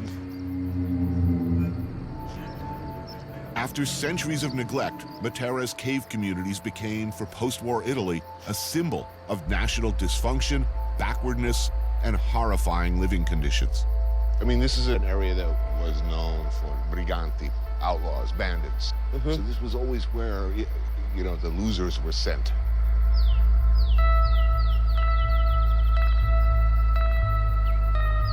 Into the 50s and 60s, this was considered an embarrassment and a shame. People lived. Yeah, because they without had no plumbing, water, yes. 10 kids, shitting in a bucket, up to 50% mortality rate among children. Malaria was endemic, with children begging in the street for quinine to prevent it. They were burning fire to keep the animals away as the children were dying. In the 1950s, the population was forcibly relocated, leaving Matera's cave structures abandoned. And the way they lived, you know, they were still pagan.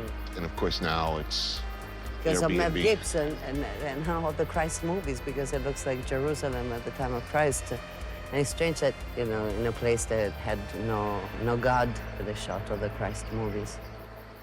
Jesus brought the money, and all of a sudden this became hip, and people wanted to live in the caves and make bed and breakfast, and expensive. It's expensive to live in the caves now. But this is the story of every beautiful place, kind of. It's like, let's move everybody out, and then in come the hipsters and the postcards and the Airbnbs. And thank God nobody's living here. Like you, but anyway, You're right, this you're one, right, yeah, you're because right. people like you make it, oh, this looks so wonderful, I want to go see. And then they bring the money in, and Oh my God, I am it's selling time. Airbnbs right now, as we we speak. They put the cross up there. So up there you go to see Christ. To take your selfie. Huh? But it's beautiful, it's still beautiful. No, It it's looks also, idyllic, right? I've never seen a place like this. Not even in Jerusalem. Until the tourist arrives and they make it Right. disgusting. I mean, they make it, Different. yes.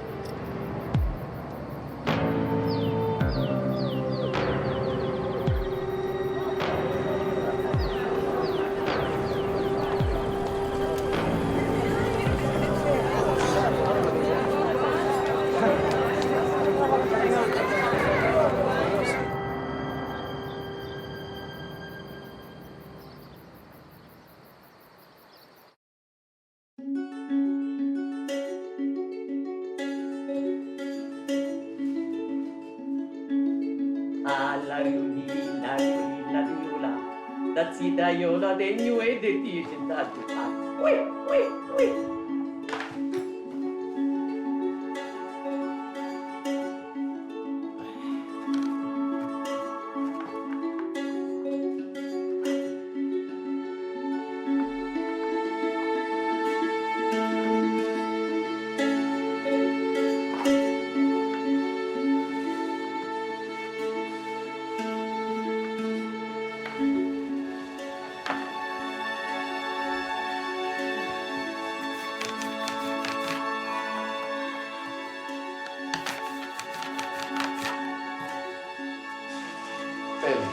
Bellissimo. Bravissima, bellissima. Excelente.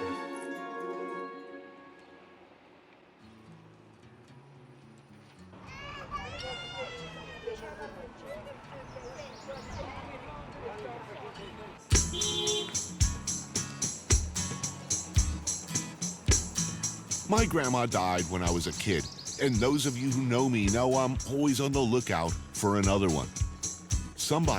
Anybody's grandma, to cook for me and make me feel like everything's gonna be okay. Buonasera. Buonasera. Ciao, dammi un bacio. Ciao, Maria. Our friend Angelo introduces us to Nonna Maria.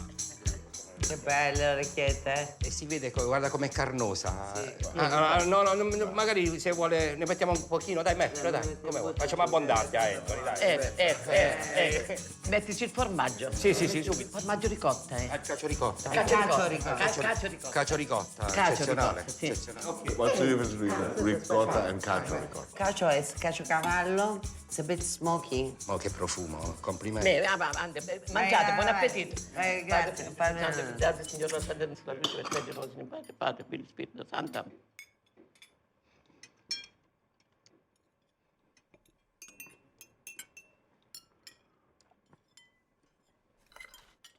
No, è buonissimo. Eccezionale, signora Maria.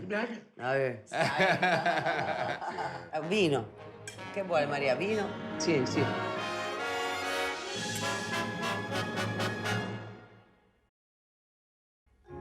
Vedi un sacerdote, stasera non è venuto, ho telefonato ieri. Non volevo venire. She's saying she has a priest coming every night to have dinner with her.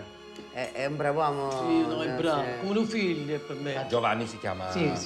Don Giovanni. I originally had in mind, I don't know, some polite dinner conversation. Maybe changing times, history of the region. First of all, I guess... No, il Signore, no, io sono molto amore e molto amore verso il Signore. But Maria had other things on her mind. So I want to know, what are the differences in character, in the heart, and character of the Pugliese and the rest of Italy. and the rest of Italy? Dice Maria a quest'età, 89, dice, e poi tutti gli acciacchi che tieni. Dice, il Signore ti vuole bene, a te ti fa le grazie. Dice, non te li posso fare, sono 3 sere che non mi fai i piatti, perché lui soffre. Si sta tante cose, figlio mio. Sta male dopo venire. He's sorry mi fece piangere. Ieri sera mi fece piangere. Last night he made Maria, non fare così, ma dai. Non vieni a piangere, perché le voglio bene come una figlia, capite? Mi voglio bene come una figlia. Dunque. In the end, sometimes all you can do is get out of the way and enjoy the ride. Andarono le 2 donne, andarono al vescovo, non ti stavo dicendo, quelle troie. Scusami signore, mi è venuta. No, cattive sono state, lo devono pagare però. No, la devo pagare, nell'ora del diavolo che se li porta all'inferno.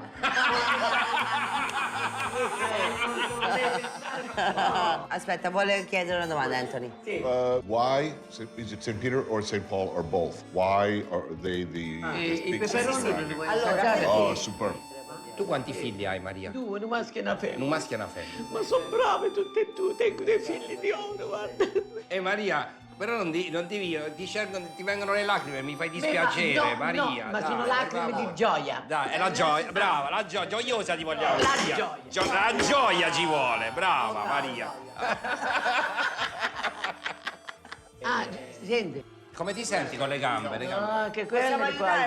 No, state comodi. L'aiuto io Maria, per piacere? Asia, l'aiuto io Maria. Maria, tutto bene? Cushion. No, I know what you're tempted to do. But That's the you bad know, part. when I was a child, my mother took me. At the good Pope or the Nazi? No, he was the good one. He Which was not one the is Nazi. This is not Papa Nazi. That's a good one. The current one, the one before? Perfetto. Whatever. Voitila. Papa... Bello Papa Voitila. Io l'ho incontrato Papa Voitila. Quanto sei bello. Mi ha carezzato. She loves us, so beautiful. Comunque Maria, le orecchiette erano guarda, l'abbiamo finito di... Bravo! Eccezionali, proprio...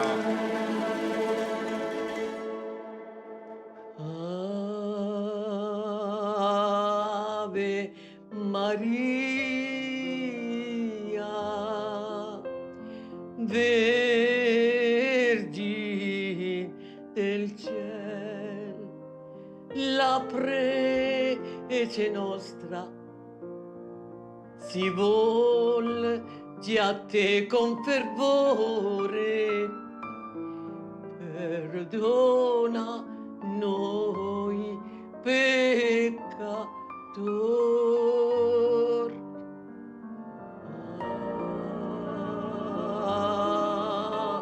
Ave Maria.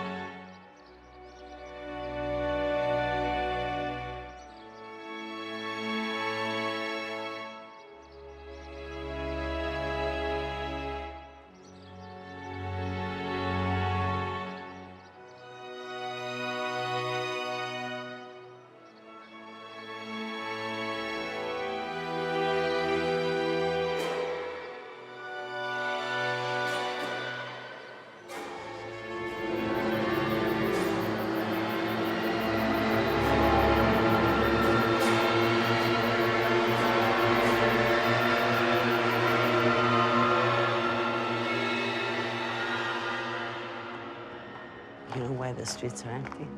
Why? Because everyone is celebrating St. Oh, Peter. the Yes. festa. La festa dei Santi. You throw a party and celebrate the death of two saints. Double P. Paolo e Pietro.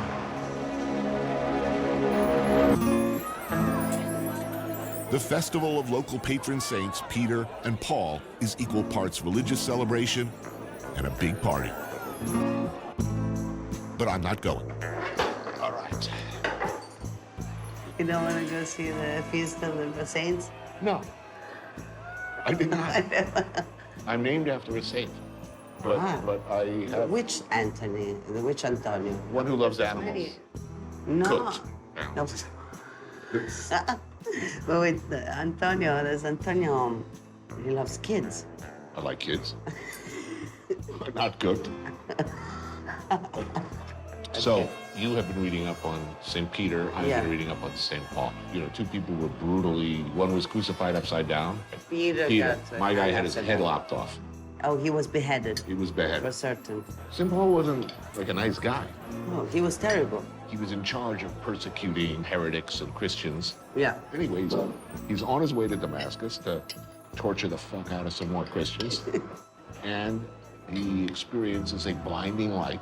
He goes blind. And what does the voice say? I am Jesus, your Lord. You're torturing Christians. Like, you shall stop. Yeah. Get on board, get on the Jesus train. And then 3 days later, the scales fell from his eyes. Yes, but the scales is like prosciutto. Like, he had prosciutto in front of his eyes and fell down. And then he was like, oh, it was... You're making me hungry. It's a miracle. Oh, wow. As important as religion, folklore, and history are to me, you know what's more important? Dinner. A last grab at some local specialties.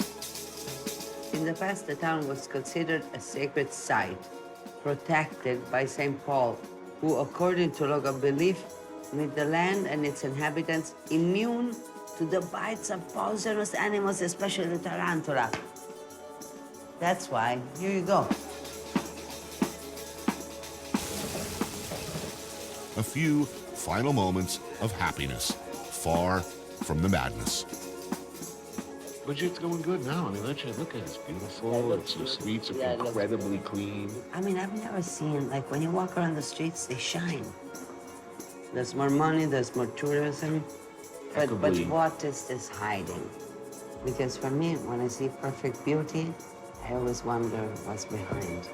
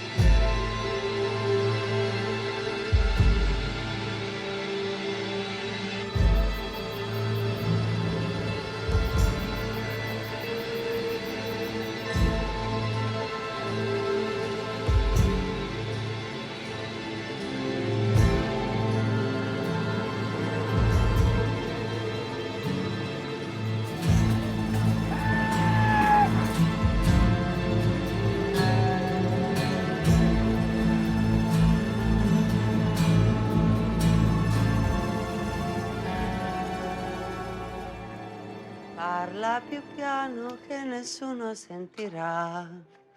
Il nostro amore lo viviamo io e te. Nessuno sa la verità. E un grande amore, mai più grande, esisterà. E un grande amore, così grande, esisterà.